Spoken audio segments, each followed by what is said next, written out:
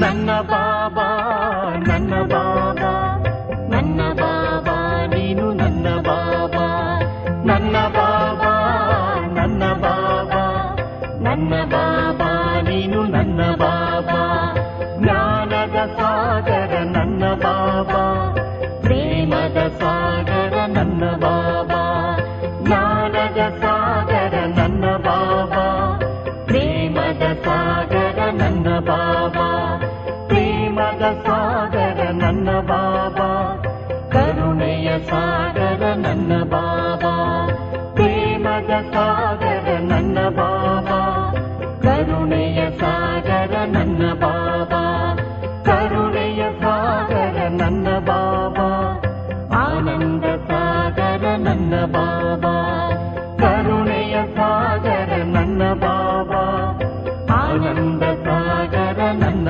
ಬಾಬಾ ನನ್ನ ಬಾಬಾ ನನ್ನ ಬಾಬಾ ನನ್ನ ಬಾಬಾ ನೀನು ನನ್ನ ಬಾಬಾ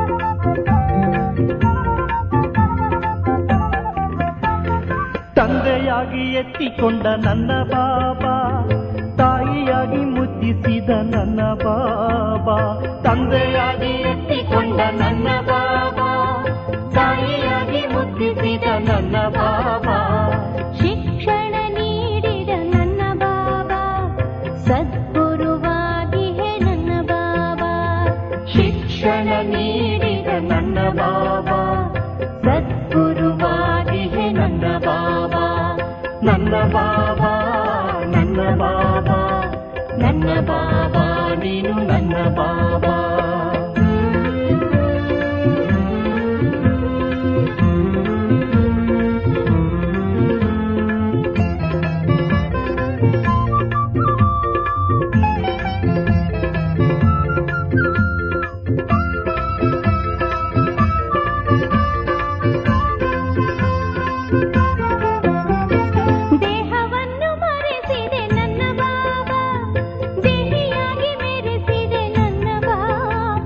ದೇಹವನ್ನು ಮರೆಸಿದೆ ನನ್ನ ಬಾಬಾ ದೇಹಿಯಾಗಿ ಮೆರೆಸಿದೆ ನನ್ನ ಬಾಬಾ ಪಾವನ ಮಾಡಿದೆ ನನ್ನ ಬಾಬಾ ದುಃಖವ ಹರಿಸಿದೆ ನನ್ನ ಬಾಬಾ ಪಾವನ ಮಾಡಿದೆ ನನ್ನ ಬಾಬಾ ದುಃಖವ ಹರಿಸಿದೆ ನನ್ನ ಬಾಬಾ ನನ್ನ ಬಾಬಾ ನನ್ನ ಬಾಬಾ ನನ್ನ ಬಾಬಾ ನೀನು ನನ್ನ ಬಾಬಾ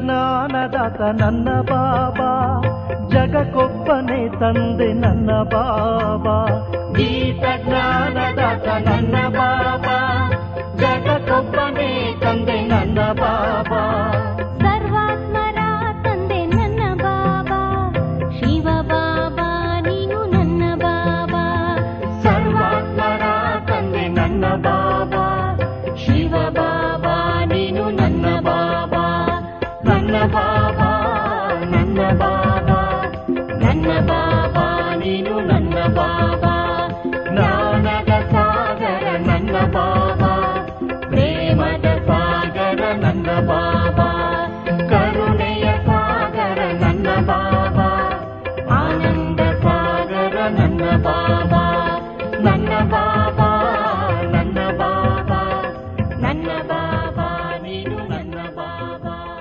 ನನ್ನ ಬಾಬಾ. ಓಂ ಶಾಂತಿ 15/12/2025 ಪ್ರಾರ್ಥ ಮುರುಳಿ ಬಾಪ್ದಾದ ಮಧುಬನ. ಮಧುರ ಮಕ್ಕಳೇ, ನೀವೀಗ ಆತ್ಮಿಕ ತಂದೆಯ ಮೂಲಕ ಆತ್ಮಿಕ ವ್ಯಾಯಾಮವನ್ನು ಕಲಿಯುತ್ತಿದ್ದೀರಿ. ಈ ವ್ಯಾಯಾಮದಿಂದಲೇ ಮುಕ್ತಿಧಾಮ ಶಾಂತಿಧಾಮಕ್ಕೆ ಹೊರಟು ಹೋಗುವಿರಿ. ಪ್ರಶ್ನೆ: ತಂದೆಯು ಮಕ್ಕಳಿಗೆ ಪುರುಷಾರ್ಥ ಮಾಡಿಸುತ್ತಿರುತ್ತಾರೆ, ಆದರೆ ಮಕ್ಕಳು ಯಾವ ಮಾತಿನಲ್ಲಿ ಬಹಳ ಸ್ಟ್ರಿಕ್ಟ್ ಕಟ್ಟುನಿಟ್ಟಾಗಿ ಇರಬೇಕಾಗಿದೆ? ಉತ್ತರ: ಹಳೆಯ ಪ್ರಪಂಚಕ್ಕೆ ಬೆಂಕಿ ಬೀಳುವ ಮೊದಲೇ ತಯಾರಾಗಿರಿ. ತಮ್ಮನ್ನು ಆತ್ಮನೆಂದು ತಿಳಿದು ತಂದೆಯ ನೆನಪಿನಲ್ಲಿದ್ದು ತಂದೆಯಿಂದ ಸಂಪೂರ್ಣ ಆಸ್ತಿಯನ್ನು ತೆಗೆದುಕೊಳ್ಳುವುದರಲ್ಲಿ ಬಹಳ ಕಟ್ಟುನಿಟ್ಟಾಗಿರಬೇಕಾಗಿದೆ. ಅನುತ್ತೀರ್ಣರಾಗಬಾರದು.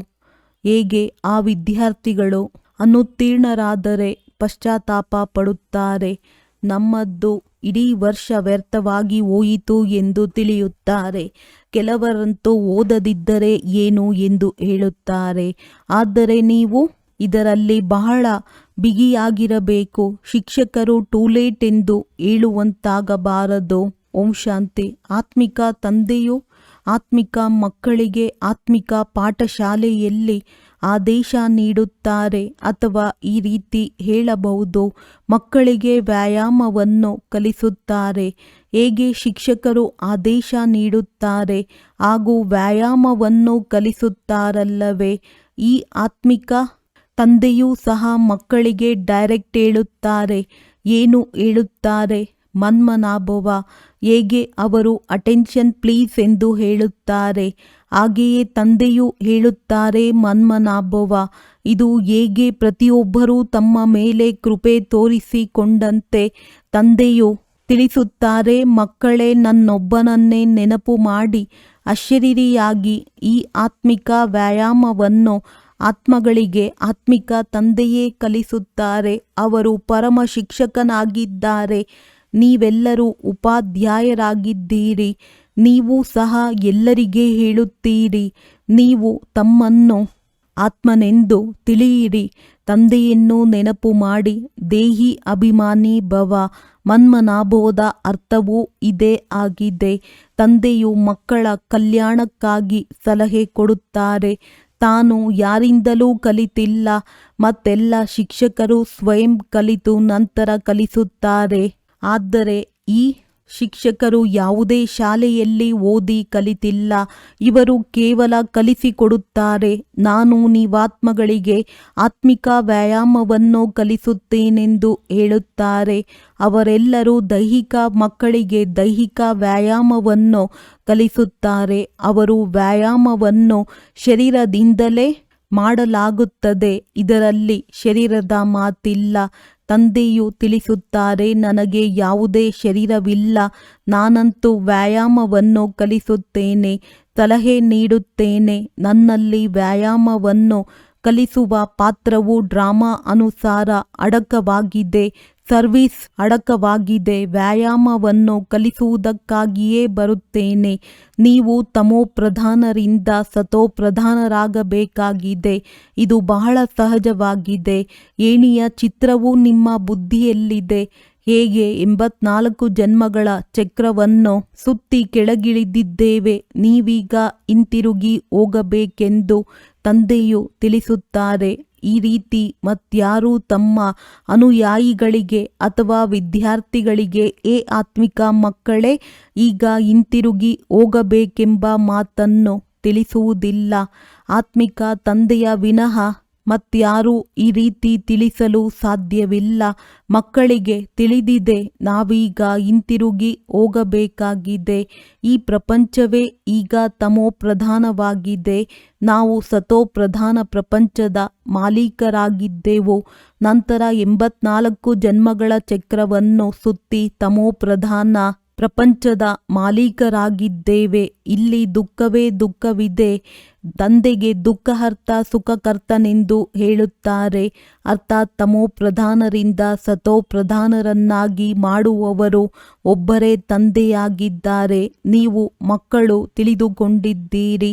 ನಾವು ಬಹಳ ಸುಖವನ್ನು ನೋಡಿದ್ದೇವೆ. ಹೇಗೆ ರಾಜ್ಯಭಾರ ಮಾಡಿದ್ದೆವು ಎಂಬುದು ನೆನಪಿಲ್ಲ. ಆದರೆ ಗುರಿ ಧ್ಯೇಯವು ಸನ್ಮುಖದಲ್ಲಿದೆ. ಸ್ವರ್ಗವು ಹೂವಿನ ಉದ್ಯಾನವನವಾಗಿದೆ. ನಾವೀಗ ಮುಳ್ಳುಗಳಿಂದ ಹೂಗಳಾಗುತ್ತಿದ್ದೇವೆ. ಹೇಗೆ ನಿಶ್ಚಯವನ್ನಿಡುವುದು ಎಂದು ನೀವು ಹೇಳುವುದಿಲ್ಲ. ಒಂದು ವೇಳೆ ಸಂಶಯವಿದ್ದರೆ ವಿನಶ್ಯಂತಿಯಾಗುವರು. ಶಾಲೆಯಿಂದ ಹೆಜ್ಜೆಯನ್ನು ಹೊರತೆಗೆದರೆ ವಿದ್ಯಾಭ್ಯಾಸವು ನಿಂತು ಹೋಗುವುದು, ಪದವಿಯು ವಿನಾಶವಾಗುವುದು, ಬಹಳ ನಷ್ಟವಾಗುತ್ತದೆ. ಅಂದರೆ ಅವರು ಪ್ರಜೆಗಳಲ್ಲಿಯೂ ಕಡಿಮೆ ಪದವಿಯನ್ನು ಪಡೆಯುತ್ತಾರೆ. ಮೂಲ ಮಾತು ಸತೋಪ್ರಧಾನ ಪೂಜ್ಯ ದೇವಿ ದೇವತೆಗಳಾಗಬೇಕಾಗಿದೆ. ಈಗಂತೂ ದೇವತೆಗಳಲ್ಲ, ನೀವು ಬ್ರಾಹ್ಮಣರಿಗೆ ತಿಳುವಳಿಕೆ ಬಂದಿದೆ.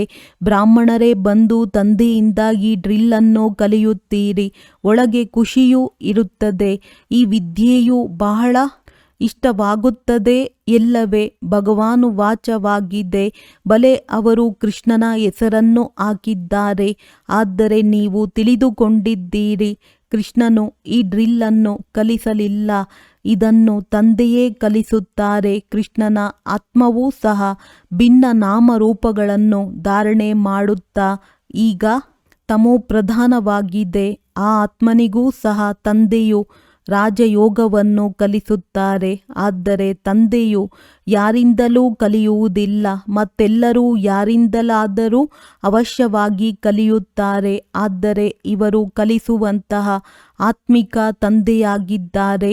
ಅವರು ನಿಮಗೆ ಕಲಿಸುತ್ತಾರೆ, ಮತ್ತೆ ನೀವು ಅನ್ಯರಿಗೆ ಕಲಿಸಿಕೊಡುತ್ತೀರಿ. ನೀವು 84 ಜನ್ಮಗಳನ್ನು ಪಡೆದು ಪತಿತರಾಗಿದ್ದೀರಿ. ಈಗ ಮತ್ತೆ ಪಾವನರಾಗಬೇಕಾಗಿದೆ. ಅದಕ್ಕಾಗಿ ಆತ್ಮಿಕ ತಂದೆಯನ್ನು ನೆನಪು ಮಾಡಿ ಭಕ್ತಿ ಮಾರ್ಗದಲ್ಲಿ ನೀವು ಏ ಪತಿತ ಪಾವನ ಎಂದು ಹಾಡುತ್ತಾ ಬಂದಿದ್ದೀರಿ. ಈಗಲೂ ಸಹ ನೀವು ಎಲ್ಲಿಯಾದರೂ ಹೋಗಿ ನೋಡಿ, ನೀವು ರಾಜ ಋಷಿಗಳಲ್ಲವೇ, ಎಲ್ಲಿ ಬೇಕಾದರೂ ತಿರುಗಾಡಬಹುದು. ನಿಮಗೆ ಯಾವುದೇ ಬಂಧನವಿಲ್ಲ. ನಿಮಗೆ ಈ ನಿಶ್ಚಯವಿದೆ, ಬೇಅದ್ದಿನ ತಂದೆಯು ನಮ್ಮ ಸೇವೆಗಾಗಿ ಬಂದಿದ್ದಾರೆ. ಅಂದ ಮೇಲೆ ತಂದೆಯು ಮಕ್ಕಳಿಂದ ವಿದ್ಯೆಯ ಶುಲ್ಕವನ್ನು ಹೇಗೆ ತೆಗೆದುಕೊಳ್ಳುವರು? ಹೇಗೆ ಶಿಕ್ಷಕನ ಮಕ್ಕಳು ಅದೇ ಶಾಲೆಯಲ್ಲಿ ಓದುತ್ತಿದ್ದರೆ ಅವರಿಗೆ ಉಚಿತವಾಗಿ ಓದಿಸುತ್ತಾರಲ್ಲವೇ, ಹಾಗೆಯೇ ಈ ತಂದೆಯೂ ಸಹ ಉಚಿತವಾಗಿ ಓದಿಸುತ್ತಾರೆ. ಅಂದ ಮೇಲೆ ನಾವು ಎಲ್ಲವನ್ನು ತಂದೆಗೆ ಕೊಡುತ್ತೇವೆ ಎಂದು ತಿಳಿಯಬೇಡಿ. ಇದು ಶುಲ್ಕವಲ್ಲ. ವಾಸ್ತವದಲ್ಲಿ ನೀವು ತಂದೆಗೆ ಕೊಡುವುದೇನೂ ಇಲ್ಲ, ಬದಲಾಗಿ ನೀವು ಇನ್ನೂ ಅವರಿಂದ ಇನ್ನಷ್ಟು ಪಡೆದುಕೊಳ್ಳುತ್ತೀರಿ. ಮನುಷ್ಯರು ದಾನ ಪುಣ್ಯ ಮಾಡುತ್ತಾರೆ, ಇದರ ಫಲವು ನಮಗೆ ಇನ್ನೊಂದು ಜನ್ಮದಲ್ಲಿ ಸಿಗುವುದೆಂದು ತಿಳಿಯುತ್ತಾರೆ. ಅವರಿಗೆ ಅಲ್ಪಕಾಲದ ಕ್ಷಣಭಂಗೂರ ಸುಖವು ಸಿಗುತ್ತದೆ, ಬಲೆ ಇನ್ನೊಂದು ಜನ್ಮದಲ್ಲಿ ಸಿಗುತ್ತದೆ. ಆದರೆ ಅದು ಕೆಳಗಿಳಿಯುವಂತಹ ಜನ್ಮದಲ್ಲಿಯೇ ಸಿಗುತ್ತದೆ. ಏಣಿಯನ್ನು ಇಳಿಯುತ್ತಲೇ ಬರುತ್ತೀರಲ್ಲವೇ, ಈಗ ನೀವು ಏನೆಲ್ಲವನ್ನು ಮಾಡುತ್ತೀರೋ ಅದು ಏರುವ ಕಲೆಯಲ್ಲಿ ಹೋಗುವುದಕ್ಕಾಗಿ ಮಾಡುತ್ತೀರಿ. ಕರ್ಮದ ಫಲವೆಂದು ಹೇಳುತ್ತಾರಲ್ಲವೇ, ಆತ್ಮಕ್ಕೆ ಕರ್ಮದ ಫಲ ಸಿಗುತ್ತದೆ. ಈ ಲಕ್ಷ್ಮೀನಾರಾಯಣರಿಗೂ ಸಹ ಕರ್ಮಗಳ ಫಲವೇ ಸಿಕ್ಕಿದೆಯಲ್ಲವೇ. ಬೇಅದ್ದಿನ ತಂದೆಯಿಂದ ಬೇಅದ್ದಿನ ಫಲವು ಸಿಗುತ್ತದೆ. ಭಕ್ತಿಯಲ್ಲಿ ಇಂಡೈರೆಕ್ಟ್ ಫಲವೂ ಸಿಗುತ್ತದೆ. ಡ್ರಾಮಾದಲ್ಲಿ ನಿಗದಿಯಾಗಿದೆ. ಇದು ಸಹ ಮಾಡಲ್ಪಟ್ಟ ನಾಟಕವಾಗಿದೆ. ನಿಮಗೆ ತಿಳಿದಿದೆ, ನಾವು ಕಲ್ಪದ ನಂತರ ಬಂದು ತಂದೆಯಿಂದ ಬೇಅದ್ದಿನ ಆಸ್ತಿಯನ್ನು ಪಡೆಯುತ್ತೇವೆ. ತಂದೆಯು ನಮಗಾಗಿ ಶಾಲೆಯನ್ನು ಕಟ್ಟಿಸುತ್ತಾರೆ. ಅವೆಲ್ಲವೂ ದೈಹಿಕ ಶಾಲೆಗಳಾಗಿವೆ. ಯಾವುದನ್ನು ಭಿನ್ನ ಭಿನ್ನ ಪ್ರಕಾರದಿಂದ ಅರ್ಧಕಲ್ಪ ಓದುತ್ತಾ ಬಂದಿರಿ. ಈಗ ತಂದೆಯು 21 ಜನ್ಮಗಳಿಗಾಗಿ ಎಲ್ಲ ದುಃಖಗಳನ್ನು ದೂರ ಮಾಡಲು ಓದಿಸುತ್ತಾರೆ.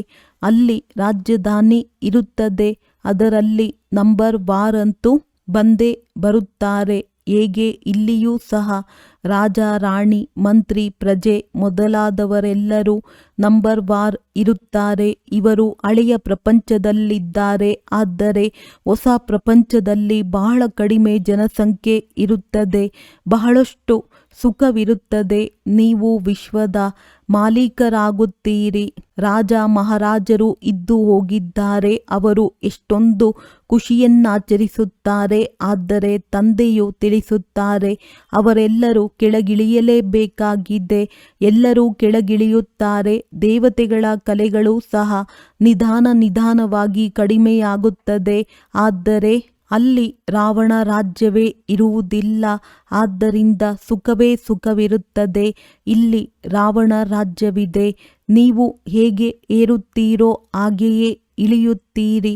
ಆತ್ಮಗಳು ನಾಮರೂಪವನ್ನು ಧಾರಣೆ ಮಾಡುತ್ತಾ ಕೆಳಗಿಳಿದು ಬಂದಿದ್ದೀರಿ.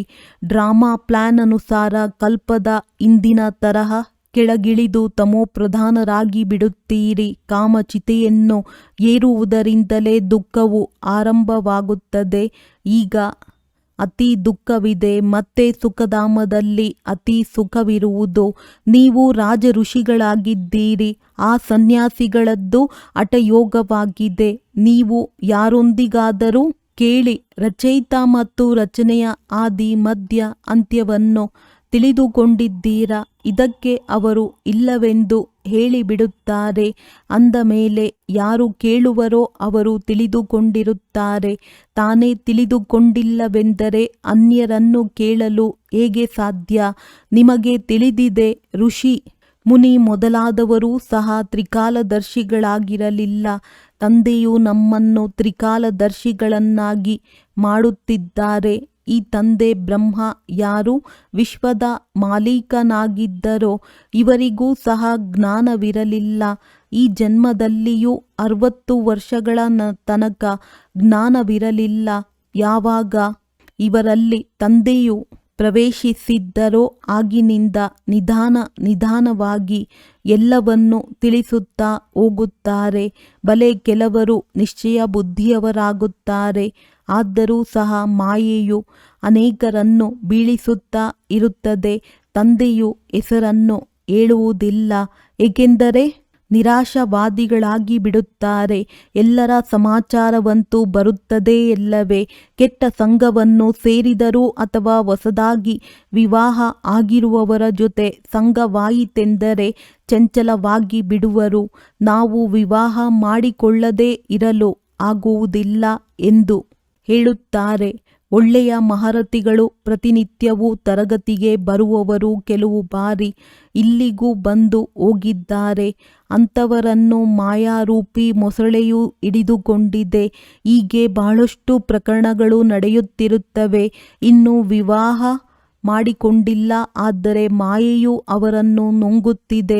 ಅಂದರೆ ಸ್ತ್ರೀರೂಪಿ ಮಾಯೆಯು ಸೆಳೆಯುತ್ತಿರುತ್ತದೆ. ಅವರು ಮೊಸಳೆಯ ಬಾಯಲ್ಲಿ ಸಿಕ್ಕಿ ಹಾಕಿಕೊಂಡಿದ್ದಾರೆ. ಮತ್ತೆ ನಿಧಾನವಾಗಿ ಅದು ನುಂಗಿ ಬಿಡುತ್ತದೆ. ಕೆಲವರು ಹುಡುಗಾಟಿಕೆ ಮಾಡುತ್ತಾರೆ ಅಥವಾ ನೋಡುತ್ತಿದ್ದಂತೆಯೇ ಚಂಚಲವಾಗಿ ಬಿಡುತ್ತಾರೆ. ನಾವು ಮೇಲಿನಿಂದ ಒಮ್ಮೆಲೆ ಕೆಳಗೆ ಬಿದ್ದು ಹೋಗುತ್ತೇವೆ ಎಂಬುದನ್ನು ತಿಳಿದುಕೊಳ್ಳುತ್ತಾರೆ. ತಂದೆಯು ಹೇಳುತ್ತಾರೆ, ಇವರು ಬಹಳ ಒಳ್ಳೆಯ ಮಗುವಾಗಿದ್ದರು, ಪಾಪ ಮಾಯೆಗೆ ವಶವಾಗಿ ಬಿಟ್ಟರು. ತಂದೆಯಂತೂ ಮಕ್ಕಳಿಗೆ ಸದಾ ಇದನ್ನೇ ಬರೆಯುತ್ತಾರೆ, ಮಕ್ಕಳೇ, ಬ್ರಾಹ್ಮಣ ಜೀವನದಲ್ಲಿ ಅಮರವಾಗಿರಿ. ಎಲ್ಲಿಯೂ ಮಾಯೆಯ ಪ್ರಭಾವ ಬೀರದಿರಲಿ.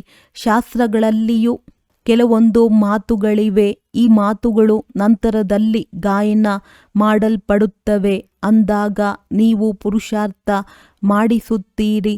ಎಲ್ಲಿಯೂ ಮಾಯಾರೂಪಿ ಮೊಸಳೆಯು ನುಂಗಿ ಹಾಕುವಂತಾಗಬಾರದು. ಮಾಯೆಯು ಭಿನ್ನ ರೂಪದಿಂದ ಹಿಡಿದುಕೊಳ್ಳುತ್ತದೆ. ಮೂಲ ಮಾತು ಕಾಮ ಮಹಾಶತ್ರುವಾಗಿದೆ. ಇದರಿಂದ ಬಹಳ ಸಂಭಾಲನೆ ಮಾಡಿಕೊಳ್ಳಬೇಕಾಗಿದೆ. ಪತಿತ ಪ್ರಪಂಚದಿಂದ ಪಾವನ ಪ್ರಪಂಚವು ಹೇಗಾಗುತ್ತಿದೆ ಎಂಬುದನ್ನು ನೀವು ನೋಡುತ್ತೀರಿ. ಇದರಲ್ಲಿ ತಬ್ಬಿಬ್ಬಾಗುವ ಮಾತೇ ಇಲ್ಲ. ಕೇವಲ ತಮ್ಮನ್ನು ಆತ್ಮನೆಂದು ತಿಳಿದು ತಂದೆಯನ್ನು ನೆನಪು ಮಾಡುವುದರಿಂದ ಎಲ್ಲ ದುಃಖಗಳು ದೂರವಾಗಿ ಬಿಡುತ್ತದೆ. ತಂದೆಯೇ ಪತಿತ ಪಾವನ ಆಗಿದ್ದಾರೆ. ಇದು ಯೋಗ ಬಲವಾಗಿದೆ. ಭಾರತದ ಪ್ರಾಚೀನ ರಾಜಯೋಗವು ಬಹಳ ಪ್ರಸಿದ್ಧವಾಗಿದೆ. ತಂದೆಯೇ ಪತಿತ ಪಾವನ ಆಗಿದ್ದಾರೆ. ಇದು ಯೋಗ ಬಲವಾಗಿದೆ. ಭಾರತದ ಪ್ರಾಚೀನ ರಾಜಯೋಗವು ಬಹಳ ಪ್ರಸಿದ್ಧವಾಗಿದೆ. ಕ್ರಿಸ್ತನಿಗೆ 3000 ವರ್ಷ 3000 ವರ್ಷಗಳ ಮೊದಲು ಸ್ವರ್ಗವಿತ್ತೆಂದು ಹೇಳುತ್ತಾರೆ. ಅಂದ ಮೇಲೆ ಅವಶ್ಯವಾಗಿ ಮತ್ಯಾವುದೇ ಧರ್ಮವಿರುವುದಿಲ್ಲ. ಎಷ್ಟು ಸಹಜ ಮಾತಾಗಿದೆ. ಆದರೆ ತಿಳಿದುಕೊಂಡಿಲ್ಲ. ನೀವೀಗ ತಿಳಿದಿದ್ದೀರಿ. ಆ ರಾಜ್ಯವನ್ನು ಪುನಃ ಸ್ಥಾಪನೆ ಮಾಡುವ ತಂದೆಯು ಬಂದಿದ್ದಾರೆ. 5000 ವರ್ಷಗಳ ಮೊದಲೂ ಸಹ ಶಿವ ತಂದೆಯು ಬಂದಿದ್ದರು. ಅವಶ್ಯವಾಗಿ ಹೇಗೆ ಈಗ ಜ್ಞಾನವನ್ನು ಕೊಡುತ್ತಿದ್ದಾರೆಯೋ ಇದೇ ಜ್ಞಾನವನ್ನು ಕಲ್ಪದ ಹಿಂದೆಯೂ ಕೊಟ್ಟಿದ್ದರು. ಸ್ವಯಂ ತಂದೆಯೇ ಹೇಳುತ್ತಾರೆ, ನಾನು ಕಲ್ಪವೂ ಸಂಗಮದಲ್ಲಿ ಸಾಧಾರಣ ತನುವಿನಲ್ಲಿ ಬಂದು ರಾಜಯೋಗವನ್ನು ಕಲಿಸುತ್ತೇನೆ. ನೀವು ರಾಜ ಋಷಿಗಳಾಗಿದ್ದೀರಿ. ಮೊದಲು ಆಗಿರಲಿಲ್ಲ. ಈಗ ತಂದೆಯು ಬಂದಿದ್ದಾರೆ. ಆದ್ದರಿಂದ ನೀವು ತಂದೆಯ ಬಳಿ ಇದ್ದೀರಿ, ಓದುತ್ತೀರಿ, ಸ್ಥೂಲ ಸೂಕ್ಷ್ಮ ಸೇವೆಯನ್ನು ಮಾಡುತ್ತೀರಿ. ಭಕ್ತಿ ಮಾರ್ಗದಲ್ಲಿಯೂ ಸರ್ವಿಸ್ ಮಾಡುತ್ತಾರೆ ಮತ್ತು ಗೃಹಸ್ಥವನ್ನು ಸಂಭಾಲನೆ ಮಾಡುತ್ತಾರೆ. ತಂದೆಯು ತಿಳಿಸುತ್ತಾರೆ, ಈಗ ಭಕ್ತಿಯು ಮುಕ್ತಾಯವಾಯಿತು, ಜ್ಞಾನವು ಆರಂಭವಾಗುತ್ತದೆ. ನಾನು ಜ್ಞಾನದಿಂದ ಸದ್ಗತಿ ಕೊಡಲು ಬರುತ್ತೇನೆ. ತಂದೆಯು ನಮ್ಮನ್ನು ಪಾವನರನ್ನಾಗಿ ಮಾಡುತ್ತಿದ್ದಾರೆಂಬುದೂ ಸಹ ನಿಮ್ಮ ಬುದ್ಧಿಯಲ್ಲಿದೆ. ತಂದೆಯು ಹೇಳುತ್ತಾರೆ, ಡ್ರಾಮಾ ಅನುಸಾರ ನಿಮಗೆ ಮಾರ್ಗವನ್ನು ತಿಳಿಸಲು ಬಂದಿದ್ದೇನೆ. ಶಿಕ್ಷಕರು ಓದಿಸುತ್ತಾರೆ. ಗುರಿ ಧ್ಯೇಯವೂ ಸನ್ಮುಖದಲ್ಲಿದೆ. ಇದು ಸರ್ವಶ್ರೇಷ್ಠ ವಿದ್ಯೆಯಾಗಿದೆ. ಹೇಗೆ ಕಲ್ಪದ ಹಿಂದೆಯೂ ತಿಳಿಸಿದ್ದರು ಅದನ್ನೇ ತಿಳಿಸುತ್ತಿರುತ್ತಾರೆ. ಈ ಸೃಷ್ಟಿ ಚಕ್ರವು ಟಿಕ್ ಟಿಕ್ ಎಂದು ನಡೆಯುತ್ತಿರುತ್ತದೆ. ಕ್ಷಣ ಪ್ರತಿಕ್ಷಣ ಯಾವುದು ಕಳೆದು ಹೋಯಿತೋ ಅದು ಮತ್ತೆ 5000 ವರ್ಷಗಳ ನಂತರ ಪುನರಾವರ್ತನೆಯಾಗುವುದು. ದಿನಗಳು ಕಳೆಯುತ್ತಾ ಹೋಗುತ್ತವೆ. ಈ ವಿಚಾರವು ಮತ್ಯಾರ ಬುದ್ಧಿಯಲ್ಲಿಯೂ ಇಲ್ಲ. ಸತ್ಯ, ತ್ರೇತ, ದ್ವಾಪರ, ಕಲಿಯುಗವು ಕಳೆದು ಹೋಯಿತೋ ಅದು ಮತ್ತೆ ಪುನರಾವರ್ತನೆಯಾಗುವುದು. ಈಗ ಯಾವುದು ಕಳೆಯಿತೆಂದರೆ ಕಲ್ಪದ ಹಿಂದೆ ಏನು ಕಳೆದಿತ್ತೋ ಅದೇ ಕಳೆಯಿತು. ಇನ್ನು ಕೆಲವೇ ದಿನಗಳಿವೆ. ಮನುಷ್ಯರು ಲಕ್ಷಾಂತರ ವರ್ಷಗಳೆಂದು ಹೇಳುತ್ತಾರೆ. ಅವರ ಹೋಲಿಕೆಯಲ್ಲಿ ನೀವು ಹೇಳುತ್ತೀರಿ, ಇನ್ನೂ ಕೆಲವೇ ಗಂಟೆಗಳು ಉಳಿದಿವೆ. ಇದು ಸಹ ಡ್ರಾಮಾದಲ್ಲಿ ನಿಗದಿಯಾಗಿದೆ. ಯಾವಾಗ ಹಳೆಯ ಪ್ರಪಂಚಕ್ಕೆ ಬೆಂಕಿ ಬೀಳುವುದೋ ಆಗ ಜಾಗೃತರಾಗುತ್ತಾರೆ. ಆದರೆ ಟೂ ಲೇಟ್ ಆಗಿ ಬಿಡುತ್ತದೆ. ಆದ್ದರಿಂದ ತಂದೆಯು ಪುರುಷಾರ್ಥ ಮಾಡಿಸುತ್ತಿರುತ್ತಾರೆ. ಮಕ್ಕಳೇ ತಯಾರಾಗಿ ಕುಳಿತುಕೊಳ್ಳಿ. ಶಿಕ್ಷಕರು ಟೂ ಲೇಟ್ ಎಂದು ಹೇಳುವಂತಾಗಬಾರದು. ಅನುತ್ತೀರ್ಣರಾಗುವವರು ಬಹಳ ಪಶ್ಚಾತ್ತಾಪ ಪಡುತ್ತಾರೆ. ನಮ್ಮದು ಇಡೀ ವರ್ಷ ವ್ಯರ್ಥವಾಗಿ ಹೋಯಿತೆಂದು ತಿಳಿಯುತ್ತಾರೆ. ಇನ್ನು ಕೆಲವರು ಓದದಿದ್ದರೆ ಏನಾಗುವುದು? ನೀವು ಮಕ್ಕಳಂತೂ ಇದರಲ್ಲಿ ಬಹಳ ಸ್ಟ್ರಿಕ್ಟ್ ಆಗಿರಬೇಕು. ನಾವಂತೂ ತಂದೆಯಿಂದ ಪೂರ್ಣ ಆಸ್ತಿಯನ್ನು ತೆಗೆದುಕೊಳ್ಳುತ್ತೇವೆ. ತಮ್ಮನ್ನು ಆತ್ಮನೆಂದು ತಿಳಿದು ತಂದೆಯನ್ನು ನೆನಪು ಮಾಡಬೇಕಾಗಿದೆ. ಇದರಲ್ಲಿ ಯಾವುದೇ ಕಷ್ಟವಿದ್ದರೆ ತಂದೆಯೊಂದಿಗೆ ಕೇಳಬಹುದು. ಇದೇ ಮುಖ್ಯ ಮಾತಾಗಿದೆ. ತಂದೆಯು ಇಂದಿಗೆ 5000 ವರ್ಷಗಳ ಮೊದಲೂ ಸಹ ತಿಳಿಸಿದ್ದರು, ಮಕ್ಕಳೇ, ನನ್ನೊಬ್ಬನನ್ನೇ ನೆನಪು ಮಾಡಿ. ಪತಿತ ಪಾವನನು ನಾನಾಗಿದ್ದೇನೆ. ಕೃಷ್ಣನು ಎಲ್ಲರ ತಂದೆಯಲ್ಲ. ನೀವು ಶಿವ ಮತ್ತು ಕೃಷ್ಣನ ಪೂಜಾರಿಗಳಿಗೆ ಈ ಜ್ಞಾನವನ್ನು ತಿಳಿಸಿ. ಆತ್ಮವು ಪೂಜ್ಯನಾಗಿರಲಿಲ್ಲವೆಂದರೆ ಎಷ್ಟಾದರೂ ತಲೆಕೆಡಿಸಿಕೊಳ್ಳಿ, ಅವರಿಗೆ ಅರ್ಥವಾಗುವುದಿಲ್ಲ. ಈಗ ನಾಸ್ತಿಕರಾಗುತ್ತಾರೆ. ಬಹುಶಃ ಮುಂದೆ ಹೋದಂತೆ ಆಸ್ತಿಕರಾಗಲೂಬಹುದು. ತಿಳಿದುಕೊಳ್ಳಿ. ಯಾರಾದರೂ ವಿವಾಹ ಮಾಡಿಕೊಂಡು ಕೆಳಗೆ ಬೀಳುತ್ತಾರೆಂದರೆ ಅವರು ಮತ್ತೆ ಬಂದು ಜ್ಞಾನವನ್ನು ತೆಗೆದುಕೊಂಡು ಮುಂದುವರಿಯಬಹುದು. ಆದರೆ ಆಸ್ತಿಯು ಬಹಳ ಕಡಿಮೆಯಾಗುವುದು. ಏಕೆಂದರೆ ಬುದ್ಧಿಯಲ್ಲಿ ಅನ್ಯರ ನೆನಪು ಕುಳಿತುಕೊಂಡಿತು. ಅದನ್ನು ತೆಗೆಯುವುದರಲ್ಲಿ ಬಹಳ ಕಷ್ಟವಾಗುತ್ತದೆ. ಮೊದಲು ಸ್ತ್ರೀಯ ನೆನಪು, ನಂತರ ಮಕ್ಕಳ ನೆನಪು ಬರುತ್ತದೆ. ಮಕ್ಕಳಿಗಿಂತಲೂ ಸ್ತ್ರೀಯ ನೆನಪು ಬಹಳ ಸೆಳೆಯುತ್ತದೆ. ಏಕೆಂದರೆ ಬಹಳ ಸಮಯದ ನೆನಪಲ್ಲವೇ. ಮಕ್ಕಳಂತೂ ನಂತರದಲ್ಲಿ ಆಗುತ್ತಾರೆ. ಮತ್ತೆ ಮಿತ್ರ, ಸಂಬಂಧಿ, ಮಾವನ ಮನೆಯ ನೆನಪು ಬರುತ್ತದೆ. ಅದಕ್ಕಿಂತ ಮೊದಲು ಸ್ತ್ರೀ ಯಾರು ಬಹಳ ಸಮಯ ಜೊತೆ ನೀಡಿದ್ದಾರೆಯೋ ಅವರ ನೆನಪಿರುತ್ತದೆ.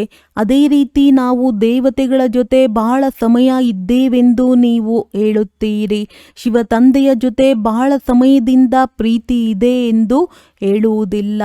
ಯಾವ ತಂದೆಯು 5,000 ವರ್ಷಗಳ ಮೊದಲೂ ಸಹ ನಮ್ಮನ್ನು ಪಾವನರನ್ನಾಗಿ ಮಾಡಿದ್ದರು, ಕಲ್ಪಕಲ್ಪವೂ ಬಂದು ನಮ್ಮ ರಕ್ಷಣೆ ಮಾಡುತ್ತಾರೆ. ಆದ್ದರಿಂದಲೇ ಅವರಿಗೆ ದುಃಖಹರ್ತ ಸುಖಕರ್ತನೆಂದು ಹೇಳುತ್ತಾರೆ. ನಿಮ್ಮ ಬುದ್ಧಿಯೋಗವು ಬಹಳ ಸ್ಪಷ್ಟವಾಗಿರಬೇಕು. ತಂದೆಯು ತಿಳಿಸುತ್ತಾರೆ, ನೀವು ಈ ಕಣ್ಣುಗಳಿಂದ ಏನೆಲ್ಲವನ್ನು ನೋಡುತ್ತೀರೋ ಅದೆಲ್ಲವೂ ಸ್ಮಶಾನವಾಗಲಿದೆ.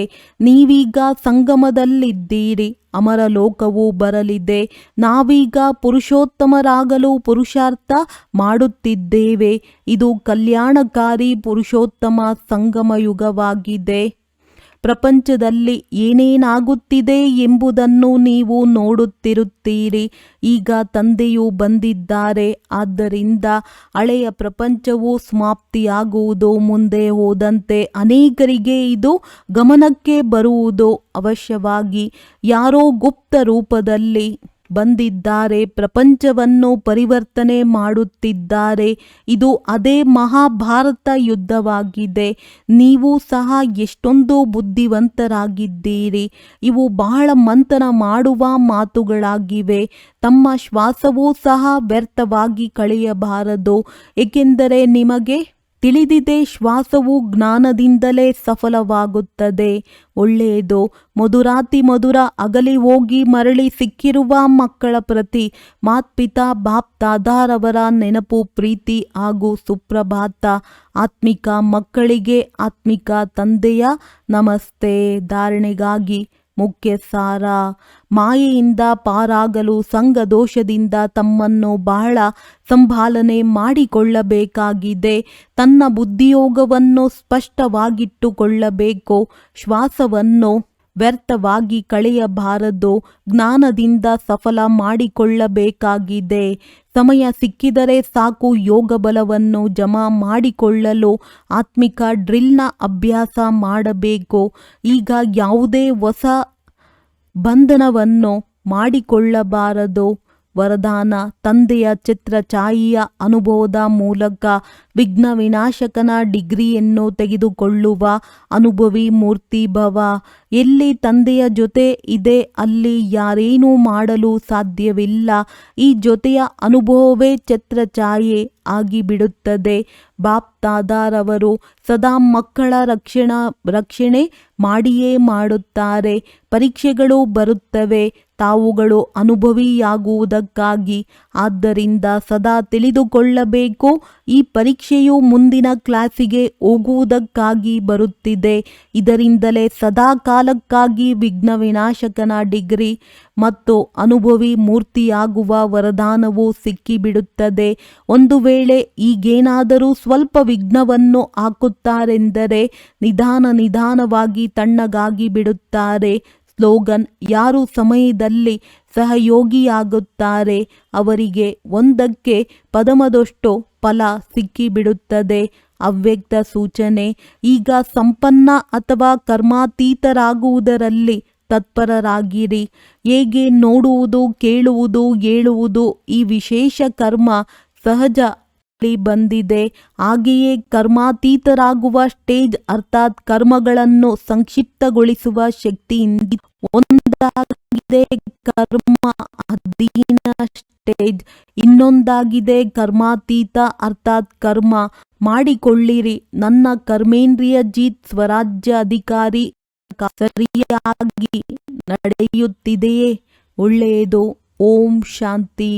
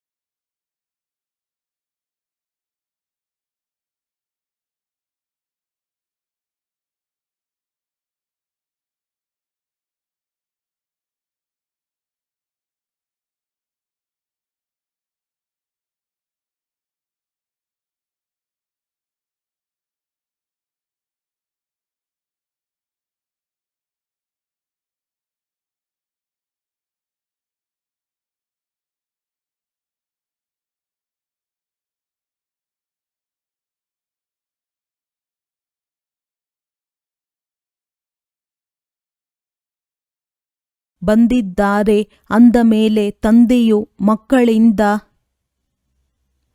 ವಿದ್ಯೆಯ ಶುಲ್ಕವನ್ನು ಹೇಗೆ ತೆಗೆದುಕೊಳ್ಳುವರು? ಹೇಗೆ ಶಿಕ್ಷಕನ ಮಕ್ಕಳು ಅದೇ ಶಾಲೆಯಲ್ಲಿ ಓದುತ್ತಿದ್ದರೆ ಅವರಿಗೆ ಉಚಿತವಾಗಿ ಓದಿಸುತ್ತಾರಲ್ಲವೇ? ಹಾಗೆಯೇ ಈ ತಂದೆಯೂ ಸಹ ಉಚಿತವಾಗಿ ಓದಿಸುತ್ತಾರೆ. ಅಂದ ಮೇಲೆ ನಾವು ಎಲ್ಲವನ್ನು ತಂದೆಗೆ ಕೊಡುತ್ತೇವೆ ಎಂದು ತಿಳಿಯಬೇಡಿ. ಇದು ಶುಲ್ಕವಲ್ಲ. ವಾಸ್ತವದಲ್ಲಿ ನೀವು ತಂದೆಗೆ ಕೊಡುವುದೇನೂ ಇಲ್ಲ. ಬದಲಾಗಿ ನೀವು ಇನ್ನೂ ಅವರಿಂದ ಇನ್ನಷ್ಟು ಪಡೆದುಕೊಳ್ಳುತ್ತೀರಿ. ಮನುಷ್ಯರು ದಾನ ಪುಣ್ಯ ಮಾಡುತ್ತಾರೆ. ಇದರ ಫಲವು ನಮಗೆ ಇನ್ನೊಂದು ಜನ್ಮದಲ್ಲಿ ಸಿಗುವುದೆಂದು ತಿಳಿಯುತ್ತಾರೆ. ಅವರಿಗೆ ಅಲ್ಪಕಾಲದ ಕ್ಷಣಭಂಗೂರ ಸುಖವು ಸಿಗುತ್ತದೆ. ಬಲೆ ಇನ್ನೊಂದು ಜನ್ಮದಲ್ಲಿ ಸಿಗುತ್ತದೆ. ಆದರೆ ಅದು ಕೆಳಗಿಳಿಯುವಂತಹ ಜನ್ಮದಲ್ಲಿಯೇ ಸಿಗುತ್ತದೆ. ಏಣಿಯನ್ನು ಇಳಿಯುತ್ತಲೇ ಬರುತ್ತೀರಲ್ಲವೇ? ಈಗ ನೀವು ಏನೆಲ್ಲವನ್ನು ಮಾಡುತ್ತೀರೋ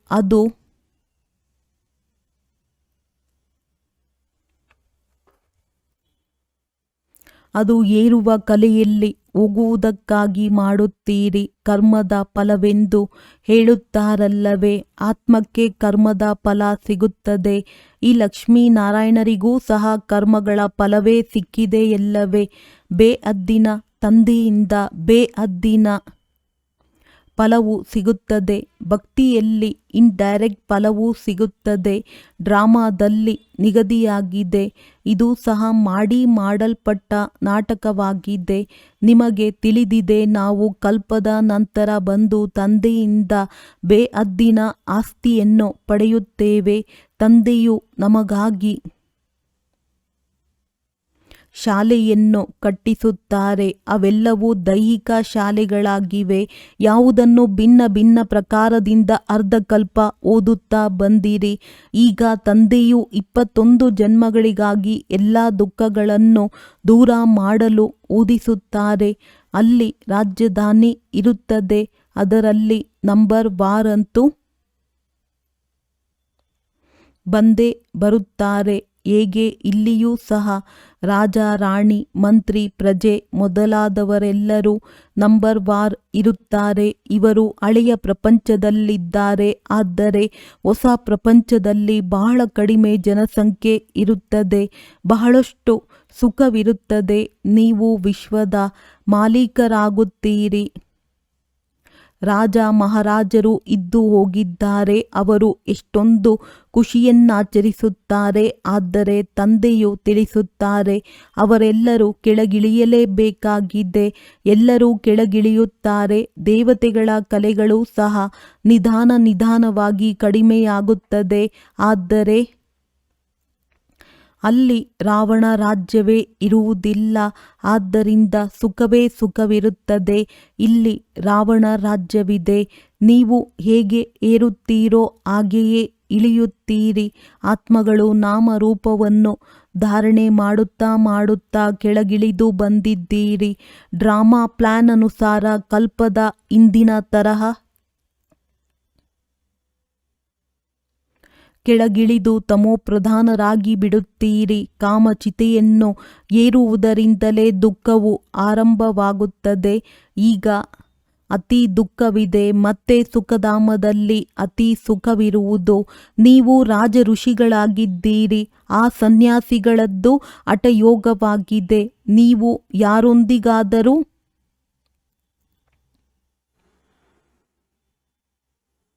ಕೇಳಿ. ರಚಯಿತ ಮತ್ತು ರಚನೆಯ ಆದಿ ಮಧ್ಯ ಅಂತ್ಯವನ್ನು ತಿಳಿದುಕೊಂಡಿದ್ದೀರಾ? ಇದಕ್ಕೆ ಅವರು ಇಲ್ಲವೆಂದು ಹೇಳಿಬಿಡುತ್ತಾರೆ. ಅಂದ ಮೇಲೆ ಯಾರು ಕೇಳುವರೋ ಅವರು ತಿಳಿದುಕೊಂಡಿರುತ್ತಾರೆ. ತಾನೇ ತಿಳಿದುಕೊಂಡಿಲ್ಲವೆಂದರೆ ಅನ್ಯರನ್ನು ಕೇಳಲು ಹೇಗೆ ಸಾಧ್ಯ? ನಿಮಗೆ ತಿಳಿದಿದೆ, ಋಷಿ ಮುನಿ ಮೊದಲಾದವರೂ ಸಹ ತ್ರಿಕಾಲದರ್ಶಿಗಳಾಗಿರಲಿಲ್ಲ. ತಂದೆಯು ನಮ್ಮನ್ನು ತ್ರಿಕಾಲದರ್ಶಿಗಳನ್ನಾಗಿ ಮಾಡುತ್ತಿದ್ದಾರೆ. ಈ ತಂದೆ ಬ್ರಹ್ಮ ಯಾರು ವಿಶ್ವದ ಮಾಲೀಕನಾಗಿದ್ದರೋ ಇವರಿಗೂ ಸಹ ಜ್ಞಾನವಿರಲಿಲ್ಲ. ಈ ಜನ್ಮದಲ್ಲಿಯೂ 60 ವರ್ಷಗಳ ತನಕ ಜ್ಞಾನವಿರಲಿಲ್ಲ. ಯಾವಾಗ ಇವರಲ್ಲಿ ತಂದೆಯು ಪ್ರವೇಶಿಸಿದ್ದರೋ ಆಗಿನಿಂದ ನಿಧಾನವಾಗಿ ಎಲ್ಲವನ್ನೂ ತಿಳಿಸುತ್ತಾ ಹೋಗುತ್ತಾರೆ. ಬಲೆ ಕೆಲವರು ನಿಶ್ಚಯ ಬುದ್ಧಿಯವರಾಗುತ್ತಾರೆ. ಆದರೂ ಸಹ ಮಾಯೆಯು ಅನೇಕರನ್ನು ಬೀಳಿಸುತ್ತಾ ಇರುತ್ತದೆ. ತಂದೆಯು ಹೆಸರನ್ನು ಹೇಳುವುದಿಲ್ಲ, ಏಕೆಂದರೆ ನಿರಾಶಾವಾದಿಗಳಾಗಿ ಬಿಡುತ್ತಾರೆ. ಎಲ್ಲರ ಸಮಾಚಾರವಂತೂ ಬರುತ್ತದೆ ಎಲ್ಲವೇ. ಕೆಟ್ಟ ಸಂಘವನ್ನು ಸೇರಿದರೂ ಅಥವಾ ಹೊಸದಾಗಿ ವಿವಾಹ ಆಗಿರುವವರ ಜೊತೆ ಸಂಘವಾಯಿತೆಂದರೆ ಚಂಚಲವಾಗಿ ಬಿಡುವರು. ನಾವು ವಿವಾಹ ಮಾಡಿಕೊಳ್ಳದೇ ಇರಲು ಆಗುವುದಿಲ್ಲ ಎಂದು ಹೇಳುತ್ತಾರೆ. ಒಳ್ಳೆಯ ಮಹರತಿಗಳು ಪ್ರತಿನಿತ್ಯವೂ ತರಗತಿಗೆ ಬರುವವರು ಕೆಲವು ಬಾರಿ ಇಲ್ಲಿಗೂ ಬಂದು ಹೋಗಿದ್ದಾರೆ. ಅಂಥವರನ್ನು ಮಾಯಾರೂಪಿ ಮೊಸಳೆಯು ಹಿಡಿದುಕೊಂಡಿದೆ. ಹೀಗೆ ಬಹಳಷ್ಟು ಪ್ರಕರಣಗಳು ನಡೆಯುತ್ತಿರುತ್ತವೆ. ಇನ್ನೂ ವಿವಾಹ ಮಾಡಿಕೊಂಡಿಲ್ಲ, ಆದರೆ ಮಾಯೆಯು ಅವರನ್ನು ನುಂಗುತ್ತಿದೆ. ಅಂದರೆ ಸ್ತ್ರೀರೂಪಿ ಮಾಯೆಯು ಸೆಳೆಯುತ್ತಿರುತ್ತದೆ.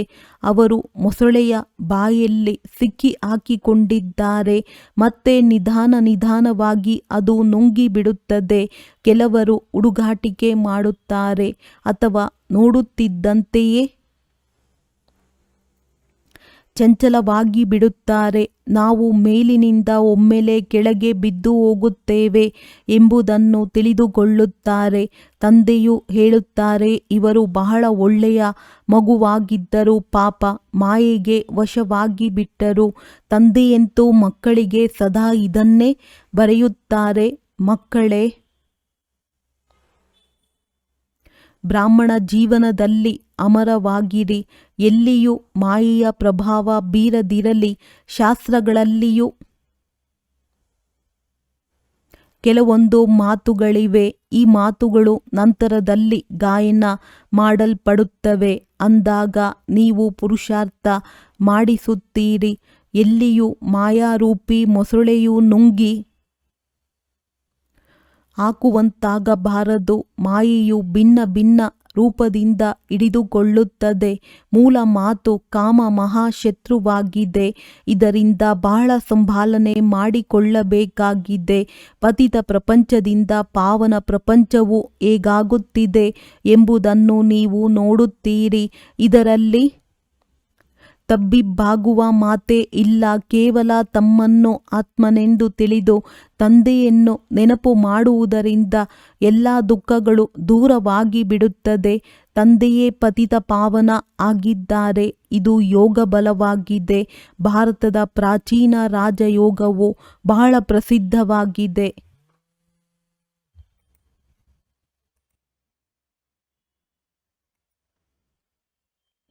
ತಂದೆಯೇ ಪತಿತ ಪಾವನ ಆಗಿದ್ದಾರೆ. ಇದು ಯೋಗ ಬಲವಾಗಿದೆ.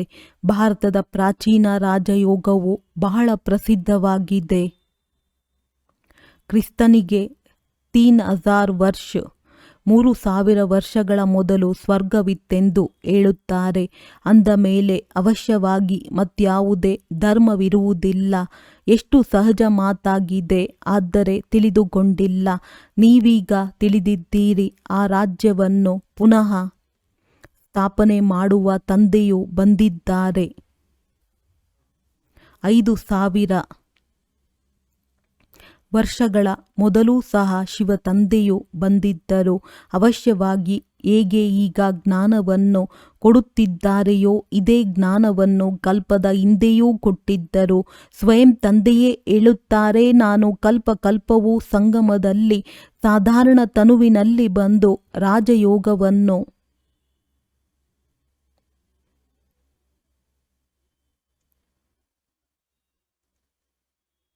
ಕಲಿಸುತ್ತೇನೆ. ನೀವು ರಾಜ ಋಷಿಗಳಾಗಿದ್ದೀರಿ, ಮೊದಲು ಆಗಿರಲಿಲ್ಲ, ಈಗ ತಂದೆಯು ಬಂದಿದ್ದಾರೆ. ಆದ್ದರಿಂದ ನೀವು ತಂದೆಯ ಬಳಿ ಇದ್ದೀರಿ, ಓದುತ್ತೀರಿ, ಸ್ಥೂಲ ಸೂಕ್ಷ್ಮ ಸೇವೆಯನ್ನು ಮಾಡುತ್ತೀರಿ. ಭಕ್ತಿ ಮಾರ್ಗದಲ್ಲಿಯೂ ಸರ್ವಿಸ್ ಮಾಡುತ್ತಾರೆ ಮತ್ತು ಗೃಹಸ್ಥವನ್ನು ಸಂಭಾಲನೆ ಮಾಡುತ್ತಾರೆ. ತಂದೆಯು ತಿಳಿಸುತ್ತಾರೆ, ಈಗ ಭಕ್ತಿಯು ಮುಕ್ತಾಯವಾಯಿತು, ಜ್ಞಾನವು ಆರಂಭವಾಗುತ್ತದೆ.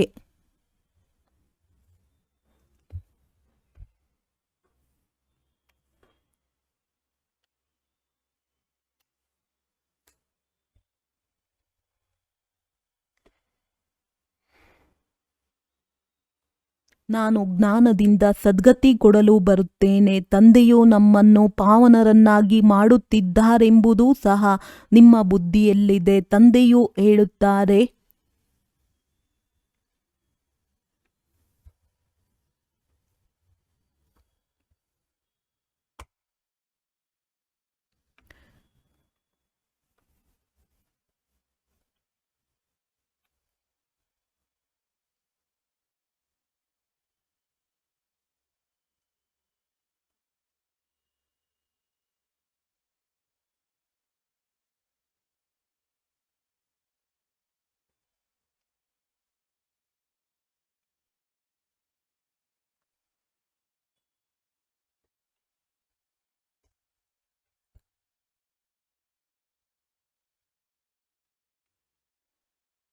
ಡ್ರಾಮಾ ಅನುಸಾರ ನಿಮಗೆ ಮಾರ್ಗವನ್ನು ತಿಳಿಸಲು ಬಂದಿದ್ದೇನೆ. ಶಿಕ್ಷಕರು ಓದಿಸುತ್ತಾರೆ, ಗುರಿ ಧ್ಯೇಯವೂ ಸನ್ಮುಖದಲ್ಲಿದೆ. ಇದು ಸರ್ವಶ್ರೇಷ್ಠ ವಿದ್ಯೆಯಾಗಿದೆ. ಹೇಗೆ ಕಲ್ಪದ ಹಿಂದೆಯೂ ತಿಳಿಸಿದ್ದರು ಅದನ್ನೇ ತಿಳಿಸುತ್ತಿರುತ್ತಾರೆ. ಈ ಸೃಷ್ಟಿ ಚಕ್ರವು ಟಿಕ್ ಟಿಕ್ ಎಂದು ನಡೆಯುತ್ತಿರುತ್ತದೆ.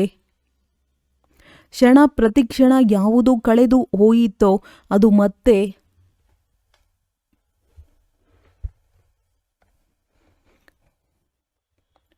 5,000 ವರ್ಷಗಳ ನಂತರ ಪುನರಾವರ್ತನೆಯಾಗುವುದು. ದಿನಗಳು ಕಳೆಯುತ್ತಾ ಹೋಗುತ್ತವೆ. ಈ ವಿಚಾರವು ಮತ್ಯಾರ ಬುದ್ಧಿಯಲ್ಲಿಯೂ ಇಲ್ಲ. ಸತ್ಯ, ತ್ರೇತ, ದ್ವಾಪರ, ಕಲಿಯುಗವು ಕಳೆದು ಹೋಯಿತು, ಅದು ಮತ್ತೆ ಪುನರಾವರ್ತನೆಯಾಗುವುದು. ಈಗ ಯಾವುದು ಕಳೆಯಿತೆಂದರೆ ಕಲ್ಪದ ಹಿಂದೆ ಏನು ಕಳೆದಿತ್ತೋ ಅದೇ ಕಳೆಯಿತು. ಇನ್ನು ಕೆಲವೇ ದಿನಗಳಿವೆ. ಮನುಷ್ಯರು ಲಕ್ಷಾಂತರ ವರ್ಷಗಳೆಂದು ಹೇಳುತ್ತಾರೆ. ಅವರ ಹೋಲಿಕೆಯಲ್ಲಿ ನೀವು ಹೇಳುತ್ತೀರಿ, ಇನ್ನೂ ಕೆಲವೇ ಗಂಟೆಗಳು ಉಳಿದಿವೆ. ಇದು ಸಹ ಡ್ರಾಮಾದಲ್ಲಿ ನಿಗದಿಯಾಗಿದೆ. ಯಾವಾಗ ಹಳೆಯ ಪ್ರಪಂಚಕ್ಕೆ ಬೆಂಕಿ ಬೀಳುವುದೋ ಆಗ ಜಾಗೃತರಾಗುತ್ತಾರೆ. ಆದರೆ ಟೂ ಲೇಟ್ ಆಗಿಬಿಡುತ್ತದೆ. ಆದ್ದರಿಂದ ತಂದೆಯು ಪುರುಷಾರ್ಥ ಮಾಡಿಸುತ್ತಿರುತ್ತಾರೆ. ಮಕ್ಕಳೇ ತಯಾರಾಗಿ ಕುಳಿತುಕೊಳ್ಳಿ. ಶಿಕ್ಷಕರು ಟೂ ಲೇಟ್ ಎಂದು ಹೇಳುವಂತಾಗಬಾರದು. ಅನುತ್ತೀರ್ಣರಾಗುವವರು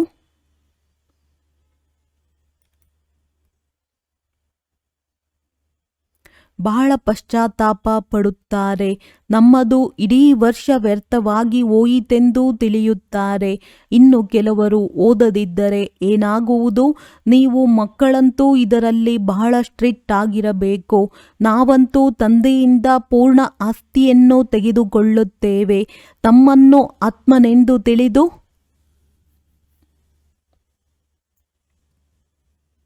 ತಂದೆಯನ್ನು ನೆನಪು ಮಾಡಬೇಕಾಗಿದೆ.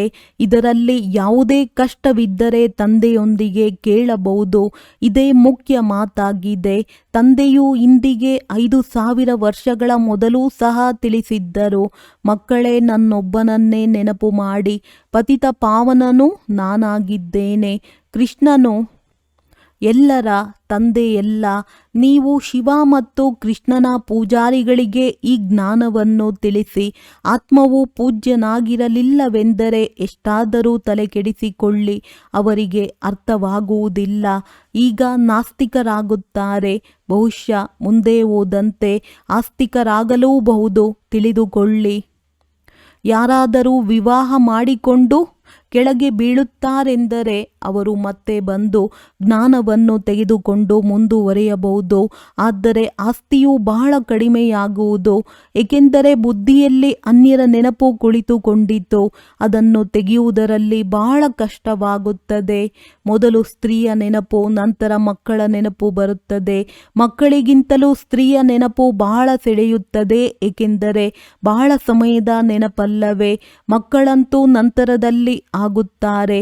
ಮತ್ತೆ ಮಿತ್ರ, ಸಂಬಂಧಿ, ಮಾವನ ಮನೆಯ ನೆನಪು ಬರುತ್ತದೆ. ಅದಕ್ಕಿಂತ ಮೊದಲು ಸ್ತ್ರೀ ಯಾರು ಬಹಳ ಸಮಯ ಜೊತೆ ನೀಡಿದ್ದಾರೆಯೋ ಅವರ ನೆನಪಿರುತ್ತದೆ. ಅದೇ ರೀತಿ ನಾವು ದೇವತೆಗಳ ಜೊತೆ ಬಹಳ ಸಮಯ ಇದ್ದೇವೆಂದು ನೀವು ಹೇಳುತ್ತೀರಿ. ಶಿವ ತಂದೆಯ ಜೊತೆ ಬಹಳ ಸಮಯದಿಂದ ಪ್ರೀತಿ ಇದೆ ಎಂದು ಹೇಳುವುದಿಲ್ಲ. ಯಾವ ತಂದೆಯು 5000 ವರ್ಷಗಳ ಮೊದಲೂ ಸಹ ನಮ್ಮನ್ನು ಪಾವನರನ್ನಾಗಿ ಮಾಡಿದ್ದರು, ಕಲ್ಪಕಲ್ಪವೂ ಬಂದು ನಮ್ಮ ರಕ್ಷಣೆ ಮಾಡುತ್ತಾರೆ. ಆದ್ದರಿಂದಲೇ ಅವರಿಗೆ ದುಃಖಹರ್ತ, ಸುಖಕರ್ತನೆಂದು ಹೇಳುತ್ತಾರೆ. ನಿಮ್ಮ ಬುದ್ಧಿಯೋಗವು ಬಹಳ ಸ್ಪಷ್ಟವಾಗಿರಬೇಕು.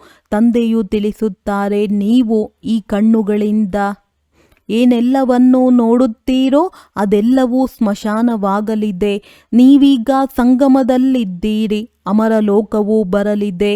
ನಾವೀಗ ಪುರುಷೋತ್ತಮರಾಗಲು ಪುರುಷಾರ್ಥ ಮಾಡುತ್ತಿದ್ದೇವೆ. ಇದು ಕಲ್ಯಾಣಕಾರಿ ಪುರುಷೋತ್ತಮ ಸಂಗಮ ಯುಗವಾಗಿದೆ. ಪ್ರಪಂಚದಲ್ಲಿ ಏನೇನಾಗುತ್ತಿದೆ ಎಂಬುದನ್ನು ನೀವು ನೋಡುತ್ತಿರುತ್ತೀರಿ.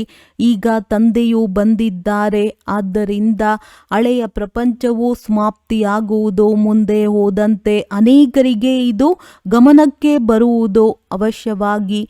ಯಾರೋ ಗುಪ್ತ ರೂಪದಲ್ಲಿ ಬಂದಿದ್ದಾರೆ, ಪ್ರಪಂಚವನ್ನು ಪರಿವರ್ತನೆ ಮಾಡುತ್ತಿದ್ದಾರೆ. ಇದು ಅದೇ ಮಹಾಭಾರತ ಯುದ್ಧವಾಗಿದೆ. ನೀವು ಸಹ ಎಷ್ಟೊಂದು ಬುದ್ಧಿವಂತರಾಗಿದ್ದೀರಿ. ಇವು ಬಹಳ ಮಂಥನ ಮಾಡುವ ಮಾತುಗಳಾಗಿವೆ. ತಮ್ಮ ಶ್ವಾಸವೂ ಸಹ ವ್ಯರ್ಥವಾಗಿ ಕಳೆಯಬಾರದು, ಏಕೆಂದರೆ ನಿಮಗೆ ತಿಳಿದಿದೆ ಶ್ವಾಸವು ಜ್ಞಾನದಿಂದಲೇ ಸಫಲವಾಗುತ್ತದೆ. ಒಳ್ಳೆಯದು. ಮಧುರಾತಿ ಮಧುರ ಅಗಲಿ ಹೋಗಿ ಮರಳಿ ಸಿಕ್ಕಿರುವ ಮಕ್ಕಳ ಪ್ರತಿ ಮಾತ್ಪಿತಾ ಬಾಪ್ ದಾದಾರವರ ನೆನಪು, ಪ್ರೀತಿ ಹಾಗೂ ಸುಪ್ರಭಾತ. ಆತ್ಮಿಕ ಮಕ್ಕಳಿಗೆ ಆತ್ಮಿಕ ತಂದೆಯ ನಮಸ್ತೆ. ಧಾರಣೆಗಾಗಿ ಮುಖ್ಯ ಸಾರ: ಮಾಯೆಯಿಂದ ಪಾರಾಗಲು ಸಂಘದೋಷದಿಂದ ತಮ್ಮನ್ನು ಬಹಳ ಸಂಭಾಲನೆ ಮಾಡಿಕೊಳ್ಳಬೇಕಾಗಿದೆ. ತನ್ನ ಬುದ್ಧಿಯೋಗವನ್ನು ಸ್ಪಷ್ಟವಾಗಿಟ್ಟುಕೊಳ್ಳಬೇಕು. ಶ್ವಾಸವನ್ನು ವ್ಯರ್ಥವಾಗಿ ಕಳೆಯಬಾರದು. ಜ್ಞಾನದಿಂದ ಸಫಲ ಮಾಡಿಕೊಳ್ಳಬೇಕಾಗಿದೆ. ಸಮಯ ಸಿಕ್ಕಿದರೆ ಸಾಕು ಯೋಗ ಬಲವನ್ನು ಜಮಾ ಮಾಡಿಕೊಳ್ಳಲು ಆತ್ಮಿಕ ಡ್ರಿಲ್ನ ಅಭ್ಯಾಸ ಮಾಡಬೇಕು. ಈಗ ಯಾವುದೇ ಹೊಸ ಬಂಧನವನ್ನು ಮಾಡಿಕೊಳ್ಳಬಾರದು. ವರದಾನ: ತಂದೆಯ ಚಿತ್ರಛಾಯೆಯ ಅನುಭವದ ಮೂಲಕ ವಿಘ್ನ ವಿನಾಶಕನ ಡಿಗ್ರಿಯನ್ನು ತೆಗೆದುಕೊಳ್ಳುವ ಅನುಭವಿ ಮೂರ್ತಿ ಭವ. ಎಲ್ಲಿ ತಂದೆಯ ಜೊತೆ ಇದೆ ಅಲ್ಲಿ ಯಾರೇನೂ ಮಾಡಲು ಸಾಧ್ಯವಿಲ್ಲ. ಈ ಜೊತೆಯ ಅನುಭವವೇ ಛತ್ರಛಾಯೆ ಆಗಿಬಿಡುತ್ತದೆ. ಬಾಪ್ ದಾದಾರವರು ಸದಾ ಮಕ್ಕಳ ರಕ್ಷಣೆ ಮಾಡಿಯೇ ಮಾಡುತ್ತಾರೆ. ಪರೀಕ್ಷೆಗಳು ಬರುತ್ತವೆ, ತಾವುಗಳು ಅನುಭವಿಯಾಗುವುದಕ್ಕಾಗಿ. ಆದ್ದರಿಂದ ಸದಾ ತಿಳಿದುಕೊಳ್ಳಬೇಕು, ಈ ಪರೀಕ್ಷೆಯು ಮುಂದಿನ ಕ್ಲಾಸಿಗೆ ಹೋಗುವುದಕ್ಕಾಗಿ ಬರುತ್ತಿದೆ. ಇದರಿಂದಲೇ ಸದಾ ಕಾಲಕ್ಕಾಗಿ ವಿಘ್ನ ವಿನಾಶಕನ ಡಿಗ್ರಿ ಮತ್ತು ಅನುಭವಿ ಮೂರ್ತಿಯಾಗುವ ವರದಾನವು ಸಿಕ್ಕಿಬಿಡುತ್ತದೆ. ಒಂದು ವೇಳೆ ಈಗೇನಾದರೂ ಸ್ವಲ್ಪ ವಿಘ್ನವನ್ನು ಹಾಕುತ್ತಾರೆಂದರೆ ನಿಧಾನವಾಗಿ ತಣ್ಣಗಾಗಿ ಬಿಡುತ್ತಾರೆ. ಸ್ಲೋಗನ್: ಯಾರು ಸಮಯದಲ್ಲಿ ಸಹಯೋಗಿಯಾಗುತ್ತಾರೆ ಅವರಿಗೆ ಒಂದಕ್ಕೆ ಪದಮದಷ್ಟು ಫಲ ಸಿಕ್ಕಿಬಿಡುತ್ತದೆ. ಅವ್ಯಕ್ತ ಸೂಚನೆ: ಈಗ ಸಂಪನ್ನ ಅಥವಾ ಕರ್ಮಾತೀತರಾಗುವುದರಲ್ಲಿ ತತ್ಪರರಾಗಿರಿ. ಹೇಗೆ ನೋಡುವುದು, ಕೇಳುವುದು, ಹೇಳುವುದು ಈ ವಿಶೇಷ ಕರ್ಮ ಸಹಜ ಬಂದಿದೆ. ಹಾಗೆಯೇ ಕರ್ಮಾತೀತರಾಗುವ ಸ್ಟೇಜ್ ಅರ್ಥಾತ್ ಕರ್ಮಗಳನ್ನು ಸಂಕ್ಷಿಪ್ತಗೊಳಿಸುವ ಶಕ್ತಿಯಿಂದ ಒಂದಾಗಿದೆ ಕರ್ಮ ಅಧೀನ ಸ್ಟೇಜ್, ಇನ್ನೊಂದಾಗಿದೆ ಕರ್ಮಾತೀತ ಅರ್ಥಾತ್ ಕರ್ಮ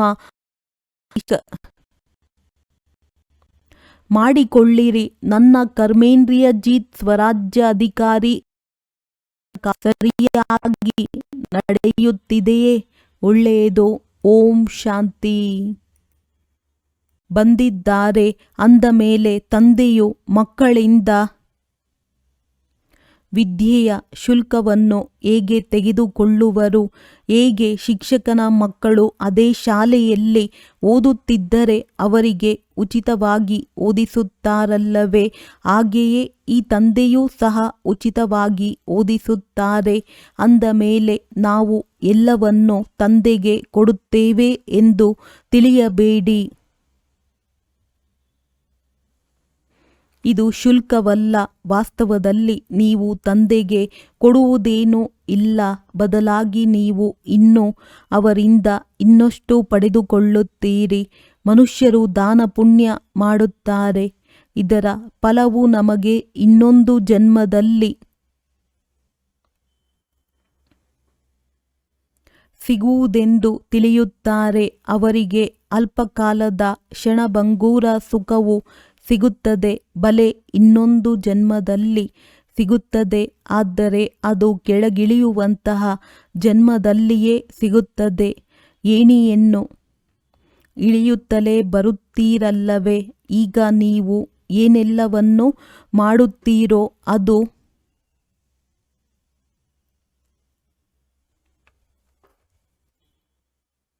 ಅದು ಏರುವ ಕಲೆಯಲ್ಲಿ ಹೋಗುವುದಕ್ಕಾಗಿ ಮಾಡುತ್ತೀರಿ. ಕರ್ಮದ ಫಲವೆಂದು ಹೇಳುತ್ತಾರಲ್ಲವೇ? ಆತ್ಮಕ್ಕೆ ಕರ್ಮದ ಫಲ ಸಿಗುತ್ತದೆ. ಈ ಲಕ್ಷ್ಮೀನಾರಾಯಣರಿಗೂ ಸಹ ಕರ್ಮಗಳ ಫಲವೇ ಸಿಕ್ಕಿದೆಯಲ್ಲವೇ? ಬೇಹದ್ದಿನ ತಂದೆಯಿಂದ ಬೇಹದ್ದಿನ ಫಲವು ಸಿಗುತ್ತದೆ. ಭಕ್ತಿಯಲ್ಲಿ ಇಂಡೈರೆಕ್ಟ್ ಫಲವೂ ಸಿಗುತ್ತದೆ. ಡ್ರಾಮಾದಲ್ಲಿ ನಿಗದಿಯಾಗಿದೆ. ಇದು ಸಹ ಮಾಡಲ್ಪಟ್ಟ ನಾಟಕವಾಗಿದೆ. ನಿಮಗೆ ತಿಳಿದಿದೆ, ನಾವು ಕಲ್ಪದ ನಂತರ ಬಂದು ತಂದೆಯಿಂದ ಬೇಹದ್ದಿನ ಆಸ್ತಿಯನ್ನು ಪಡೆಯುತ್ತೇವೆ. ತಂದೆಯು ನಮಗಾಗಿ ಶಾಲೆಯನ್ನು ಕಟ್ಟಿಸುತ್ತಾರೆ. ಅವೆಲ್ಲವೂ ದೈಹಿಕ ಶಾಲೆಗಳಾಗಿವೆ. ಯಾವುದನ್ನು ಭಿನ್ನ ಭಿನ್ನ ಪ್ರಕಾರದಿಂದ ಅರ್ಧಕಲ್ಪ ಓದುತ್ತಾ ಬಂದಿರಿ. ಈಗ ತಂದೆಯು 21 ಜನ್ಮಗಳಿಗಾಗಿ ಎಲ್ಲ ದುಃಖಗಳನ್ನು ದೂರ ಮಾಡಲು ಓದಿಸುತ್ತಾರೆ. ಅಲ್ಲಿ ರಾಜಧಾನಿ ಇರುತ್ತದೆ. ಅದರಲ್ಲಿ ನಂಬರ್ ವಾರಂತೂ ಬಂದೇ ಬರುತ್ತಾರೆ. ಹೇಗೆ ಇಲ್ಲಿಯೂ ಸಹ ರಾಜ, ರಾಣಿ, ಮಂತ್ರಿ, ಪ್ರಜೆ ಮೊದಲಾದವರೆಲ್ಲರೂ ನಂಬರ್ ವಾರ್ ಇರುತ್ತಾರೆ. ಇವರು ಹಳೆಯ ಪ್ರಪಂಚದಲ್ಲಿದ್ದಾರೆ. ಆದರೆ ಹೊಸ ಪ್ರಪಂಚದಲ್ಲಿ ಬಹಳ ಕಡಿಮೆ ಜನಸಂಖ್ಯೆ ಇರುತ್ತದೆ. ಬಹಳಷ್ಟು ಸುಖವಿರುತ್ತದೆ. ನೀವು ವಿಶ್ವದ ಮಾಲೀಕರಾಗುತ್ತೀರಿ. ರಾಜ ಮಹಾರಾಜರು ಇದ್ದು ಹೋಗಿದ್ದಾರೆ. ಅವರು ಎಷ್ಟೊಂದು ಖುಷಿಯನ್ನಾಚರಿಸುತ್ತಾರೆ. ಆದರೆ ತಂದೆಯು ತಿಳಿಸುತ್ತಾರೆ, ಅವರೆಲ್ಲರೂ ಕೆಳಗಿಳಿಯಲೇಬೇಕಾಗಿದೆ. ಎಲ್ಲರೂ ಕೆಳಗಿಳಿಯುತ್ತಾರೆ. ದೇವತೆಗಳ ಕಲೆಗಳು ಸಹ ನಿಧಾನವಾಗಿ ಕಡಿಮೆಯಾಗುತ್ತದೆ. ಆದರೆ ಅಲ್ಲಿ ರಾವಣ ರಾಜ್ಯವೇ ಇರುವುದಿಲ್ಲ. ಆದ್ದರಿಂದ ಸುಖವೇ ಸುಖವಿರುತ್ತದೆ. ಇಲ್ಲಿ ರಾವಣ ರಾಜ್ಯವಿದೆ. ನೀವು ಹೇಗೆ ಏರುತ್ತೀರೋ ಹಾಗೆಯೇ ಇಳಿಯುತ್ತೀರಿ. ಆತ್ಮಗಳು ನಾಮರೂಪವನ್ನು ಧಾರಣೆ ಮಾಡುತ್ತಾ ಕೆಳಗಿಳಿದು ಬಂದಿದ್ದೀರಿ. ಡ್ರಾಮಾ ಪ್ಲಾನ್ ಅನುಸಾರ ಕಲ್ಪದ ಹಿಂದಿನ ತರಹ ಕೆಳಗಿಳಿದು ತಮೋಪ್ರಧಾನರಾಗಿ ಬಿಡುತ್ತೀರಿ. ಕಾಮಚಿತೆಯನ್ನು ಏರುವುದರಿಂದಲೇ ದುಃಖವು ಆರಂಭವಾಗುತ್ತದೆ. ಈಗ ಅತಿ ದುಃಖವಿದೆ. ಮತ್ತೆ ಸುಖಧಾಮದಲ್ಲಿ ಅತಿ ಸುಖವಿರುವುದು. ನೀವು ರಾಜ ಋಷಿಗಳಾಗಿದ್ದೀರಿ.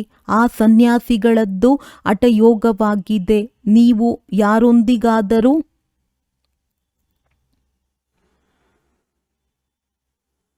ಕೇಳಿ. ರಚಯಿತ ಮತ್ತು ರಚನೆಯ ಆದಿ ಮಧ್ಯ ಅಂತ್ಯವನ್ನು ತಿಳಿದುಕೊಂಡಿದ್ದೀರಾ? ಇದಕ್ಕೆ ಅವರು ಇಲ್ಲವೆಂದು ಹೇಳಿಬಿಡುತ್ತಾರೆ. ಅಂದ ಮೇಲೆ ಯಾರು ಕೇಳುವರೋ ಅವರು ತಿಳಿದುಕೊಂಡಿರುತ್ತಾರೆ. ತಾನೇ ತಿಳಿದುಕೊಂಡಿಲ್ಲವೆಂದರೆ ಅನ್ಯರನ್ನು ಕೇಳಲು ಹೇಗೆ ಸಾಧ್ಯ? ನಿಮಗೆ ತಿಳಿದಿದೆ, ಮುನಿ ಮೊದಲಾದವರೂ ಸಹ ತ್ರಿಕಾಲದರ್ಶಿಗಳಾಗಿರಲಿಲ್ಲ. ತಂದೆಯು ನಮ್ಮನ್ನು ತ್ರಿಕಾಲದರ್ಶಿಗಳನ್ನಾಗಿ ಮಾಡುತ್ತಿದ್ದಾರೆ. ಈ ತಂದೆ ಬ್ರಹ್ಮ ಯಾರು ವಿಶ್ವದ ಮಾಲೀಕನಾಗಿದ್ದರೋ ಇವರಿಗೂ ಸಹ ಜ್ಞಾನವಿರಲಿಲ್ಲ. ಈ ಜನ್ಮದಲ್ಲಿಯೂ 60 ವರ್ಷಗಳ ತನಕ ಜ್ಞಾನವಿರಲಿಲ್ಲ. ಯಾವಾಗ ಇವರಲ್ಲಿ ತಂದೆಯು ಪ್ರವೇಶಿಸಿದ್ದರೋ ಆಗಿನಿಂದ ನಿಧಾನವಾಗಿ ಎಲ್ಲವನ್ನೂ ತಿಳಿಸುತ್ತಾ ಹೋಗುತ್ತಾರೆ. ಬಲೆ ಕೆಲವರು ನಿಶ್ಚಯ ಬುದ್ಧಿಯವರಾಗುತ್ತಾರೆ. ಆದರೂ ಸಹ ಮಾಯೆಯು ಅನೇಕರನ್ನು ಬೀಳಿಸುತ್ತಾ ಇರುತ್ತದೆ. ತಂದೆಯು ಹೆಸರನ್ನು ಹೇಳುವುದಿಲ್ಲ, ಏಕೆಂದರೆ ನಿರಾಶಾವಾದಿಗಳಾಗಿ ಬಿಡುತ್ತಾರೆ. ಎಲ್ಲರ ಸಮಾಚಾರವಂತೂ ಬರುತ್ತದೆ ಅಲ್ಲವೇ? ಕೆಟ್ಟ ಸಂಘವನ್ನು ಸೇರಿದರೂ ಅಥವಾ ಹೊಸದಾಗಿ ವಿವಾಹ ಆಗಿರುವವರ ಜೊತೆ ಸಂಘವಾಯಿತೆಂದರೆ ಚಂಚಲವಾಗಿ ಬಿಡುವರು. ನಾವು ವಿವಾಹ ಮಾಡಿಕೊಳ್ಳದೇ ಇರಲು ಆಗುವುದಿಲ್ಲ ಎಂದು ಹೇಳುತ್ತಾರೆ. ಒಳ್ಳೆಯ ಮಹರತಿಗಳು ಪ್ರತಿನಿತ್ಯವೂ ತರಗತಿಗೆ ಬರುವವರು ಕೆಲವು ಬಾರಿ ಇಲ್ಲಿಗೂ ಬಂದು ಹೋಗಿದ್ದಾರೆ. ಅಂಥವರನ್ನು ಮಾಯಾರೂಪಿ ಮೊಸಳೆಯು ಹಿಡಿದುಕೊಂಡಿದೆ. ಹೀಗೆ ಬಹಳಷ್ಟು ಪ್ರಕರಣಗಳು ನಡೆಯುತ್ತಿರುತ್ತವೆ. ಇನ್ನು ವಿವಾಹ ಮಾಡಿಕೊಂಡಿಲ್ಲ, ಆದರೆ ಮಾಯೆಯು ಅವರನ್ನು ನುಂಗುತ್ತಿದೆ. ಅಂದರೆ ಸ್ತ್ರೀರೂಪಿ ಮಾಯೆಯು ಸೆಳೆಯುತ್ತಿರುತ್ತದೆ. ಅವರು ಮೊಸಳೆಯ ಬಾಯಲ್ಲಿ ಸಿಕ್ಕಿ ಹಾಕಿಕೊಂಡಿದ್ದಾರೆ. ಮತ್ತೆ ನಿಧಾನವಾಗಿ ಅದು ನುಂಗಿ ಬಿಡುತ್ತದೆ. ಕೆಲವರು ಹುಡುಗಾಟಿಕೆ ಮಾಡುತ್ತಾರೆ ಅಥವಾ ನೋಡುತ್ತಿದ್ದಂತೆಯೇ ಚಂಚಲವಾಗಿ ಬಿಡುತ್ತಾರೆ. ನಾವು ಮೇಲಿನಿಂದ ಒಮ್ಮೆಲೆ ಕೆಳಗೆ ಬಿದ್ದು ಹೋಗುತ್ತೇವೆ ಎಂಬುದನ್ನು ತಿಳಿದುಕೊಳ್ಳುತ್ತಾರೆ. ತಂದೆಯು ಹೇಳುತ್ತಾರೆ, ಇವರು ಬಹಳ ಒಳ್ಳೆಯ ಮಗುವಾಗಿದ್ದರು, ಪಾಪ ಮಾಯೆಗೆ ವಶವಾಗಿ ಬಿಟ್ಟರು. ತಂದೆಯಂತೂ ಮಕ್ಕಳಿಗೆ ಸದಾ ಇದನ್ನೇ ಬರೆಯುತ್ತಾರೆ, ಮಕ್ಕಳೇ, ಬ್ರಾಹ್ಮಣ ಜೀವನದಲ್ಲಿ ಅಮರವಾಗಿರಿ. ಎಲ್ಲಿಯೂ ಮಾಯೆಯ ಪ್ರಭಾವ ಬೀರದಿರಲಿ. ಶಾಸ್ತ್ರಗಳಲ್ಲಿಯೂ ಕೆಲವೊಂದು ಮಾತುಗಳಿವೆ. ಈ ಮಾತುಗಳು ನಂತರದಲ್ಲಿ ಗಾಯನ ಮಾಡಲ್ಪಡುತ್ತವೆ. ಅಂದಾಗ ನೀವು ಪುರುಷಾರ್ಥ ಮಾಡಿಸುತ್ತೀರಿ. ಎಲ್ಲಿಯೂ ಮಾಯಾರೂಪಿ ಮೊಸಳೆಯು ನುಂಗಿ ಹಾಕುವಂತಾಗಬಾರದು. ಮಾಯೆಯು ಭಿನ್ನ ರೂಪದಿಂದ ಹಿಡಿದುಕೊಳ್ಳುತ್ತದೆ. ಮೂಲ ಮಾತು ಕಾಮ ಮಹಾಶತ್ರುವಾಗಿದೆ. ಇದರಿಂದ ಬಹಳ ಸಂಭಾಲನೆ ಮಾಡಿಕೊಳ್ಳಬೇಕಾಗಿದೆ. ಪತಿತ ಪ್ರಪಂಚದಿಂದ ಪಾವನ ಪ್ರಪಂಚವು ಹೇಗಾಗುತ್ತಿದೆ ಎಂಬುದನ್ನು ನೀವು ನೋಡುತ್ತೀರಿ. ಇದರಲ್ಲಿ ತಬ್ಬಿಬ್ಬಾಗುವ ಮಾತೇ ಇಲ್ಲ. ಕೇವಲ ತಮ್ಮನ್ನು ಆತ್ಮನೆಂದು ತಿಳಿದು ತಂದೆಯನ್ನು ನೆನಪು ಮಾಡುವುದರಿಂದ ಎಲ್ಲ ದುಃಖಗಳು ದೂರವಾಗಿ ಬಿಡುತ್ತದೆ. ತಂದೆಯೇ ಪತಿತ ಪಾವನ ಆಗಿದ್ದಾರೆ. ಇದು ಯೋಗ ಬಲವಾಗಿದೆ. ಭಾರತದ ಪ್ರಾಚೀನ ರಾಜಯೋಗವು ಬಹಳ ಪ್ರಸಿದ್ಧವಾಗಿದೆ.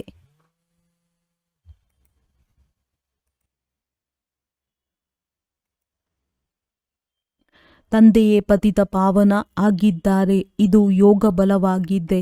ಭಾರತದ ಪ್ರಾಚೀನ ರಾಜಯೋಗವು ಬಹಳ ಪ್ರಸಿದ್ಧವಾಗಿದೆ.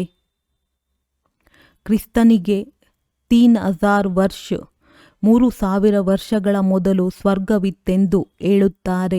ಅಂದ ಮೇಲೆ ಅವಶ್ಯವಾಗಿ ಮತ್ಯಾವುದೇ ಧರ್ಮವಿರುವುದಿಲ್ಲ. ಎಷ್ಟು ಸಹಜ ಮಾತಾಗಿದೆ. ಆದರೆ ತಿಳಿದುಕೊಂಡಿಲ್ಲ. ನೀವೀಗ ತಿಳಿದಿದ್ದೀರಿ. ಆ ರಾಜ್ಯವನ್ನು ಪುನಃ ಸ್ಥಾಪನೆ ಮಾಡುವ ತಂದೆಯು ಬಂದಿದ್ದಾರೆ. 5000 ವರ್ಷಗಳ ಮೊದಲೂ ಸಹ ಶಿವ ತಂದೆಯು ಬಂದಿದ್ದರು. ಅವಶ್ಯವಾಗಿ ಹೇಗೆ ಈಗ ಜ್ಞಾನವನ್ನು ಕೊಡುತ್ತಿದ್ದಾರೆಯೋ ಇದೇ ಜ್ಞಾನವನ್ನು ಕಲ್ಪದ ಹಿಂದೆಯೂ ಕೊಟ್ಟಿದ್ದರು. ಸ್ವಯಂ ತಂದೆಯೇ ಹೇಳುತ್ತಾರೆ, ನಾನು ಕಲ್ಪವೂ ಸಂಗಮದಲ್ಲಿ ಸಾಧಾರಣ ತನುವಿನಲ್ಲಿ ಬಂದು ರಾಜಯೋಗವನ್ನು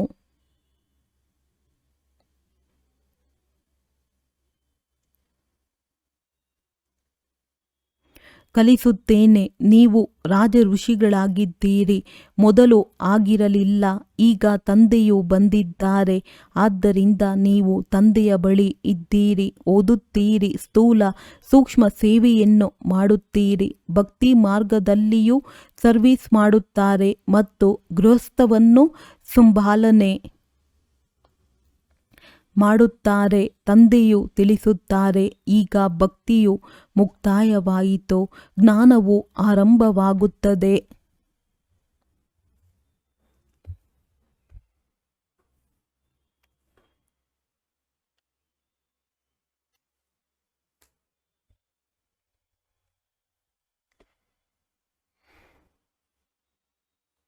ನಾನು ಜ್ಞಾನದಿಂದ ಸದ್ಗತಿ ಕೊಡಲು ಬರುತ್ತೇನೆ. ತಂದೆಯು ನಮ್ಮನ್ನು ಪಾವನರನ್ನಾಗಿ ಮಾಡುತ್ತಿದ್ದಾರೆಂಬುದು ಸಹ ನಿಮ್ಮ ಬುದ್ಧಿಯಲ್ಲಿದೆ. ತಂದೆಯು ಹೇಳುತ್ತಾರೆ,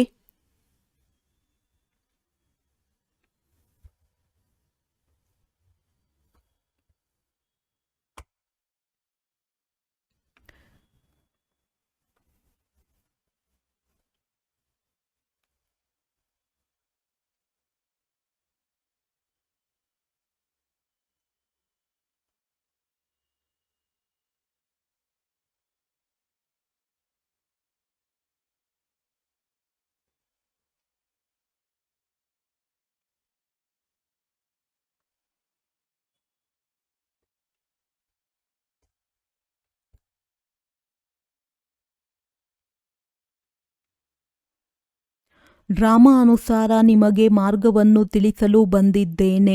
ಶಿಕ್ಷಕರು ಓದಿಸುತ್ತಾರೆ, ಗುರಿ ಧ್ಯೇಯವು ಸನ್ಮುಖದಲ್ಲಿದೆ. ಇದು ಸರ್ವಶ್ರೇಷ್ಠ ವಿದ್ಯೆಯಾಗಿದೆ. ಹೇಗೆ ಕಲ್ಪದ ಹಿಂದೆಯೂ ತಿಳಿಸಿದ್ದರು ಅದನ್ನೇ ತಿಳಿಸುತ್ತಿರುತ್ತಾರೆ.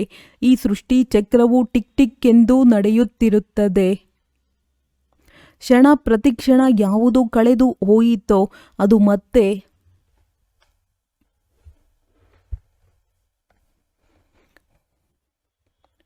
5,000 ವರ್ಷಗಳ ನಂತರ ಪುನರಾವರ್ತನೆಯಾಗುವುದು. ದಿನಗಳು ಕಳೆಯುತ್ತಾ ಹೋಗುತ್ತವೆ. ಈ ವಿಚಾರವು ಮತ್ಯಾರ ಬುದ್ಧಿಯಲ್ಲಿಯೂ ಇಲ್ಲ. ಸತ್ಯ, ತ್ರೇತ, ದ್ವಾಪರ, ಕಲಿಯುಗವು ಕಳೆದು ಹೋಯಿತೋ ಅದು ಮತ್ತೆ ಪುನರಾವರ್ತನೆಯಾಗುವುದು. ಈಗ ಯಾವುದು ಕಳೆಯಿತೆಂದರೆ ಕಲ್ಪದ ಹಿಂದೆ ಏನು ಕಳೆದಿತ್ತೋ ಅದೇ ಕಳೆಯಿತು. ಇನ್ನೂ ಕೆಲವೇ ದಿನಗಳಿವೆ. ಮನುಷ್ಯರು ಲಕ್ಷಾಂತರ ವರ್ಷಗಳೆಂದು ಹೇಳುತ್ತಾರೆ. ಅವರ ಹೋಲಿಕೆಯಲ್ಲಿ ನೀವು ಹೇಳುತ್ತೀರಿ, ಇನ್ನೂ ಕೆಲವೇ ಗಂಟೆಗಳು ಉಳಿದಿವೆ. ಇದು ಸಹ ಡ್ರಾಮಾದಲ್ಲಿ ನಿಗದಿಯಾಗಿದೆ. ಯಾವಾಗ ಹಳೆಯ ಪ್ರಪಂಚಕ್ಕೆ ಬೆಂಕಿ ಬೀಳುವುದೋ ಆಗ ಜಾಗೃತರಾಗುತ್ತಾರೆ. ಆದರೆ ಟೂ ಲೇಟ್ ಆಗಿ ಬಿಡುತ್ತದೆ. ಆದ್ದರಿಂದ ತಂದೆಯು ಪುರುಷಾರ್ಥ ಮಾಡಿಸುತ್ತಿರುತ್ತಾರೆ. ಮಕ್ಕಳೇ ತಯಾರಾಗಿ ಕುಳಿತುಕೊಳ್ಳಿ. ಶಿಕ್ಷಕರು ಟೂ ಲೇಟ್ ಎಂದು ಹೇಳುವಂತಾಗಬಾರದು. ಅನುತ್ತೀರ್ಣರಾಗುವವರು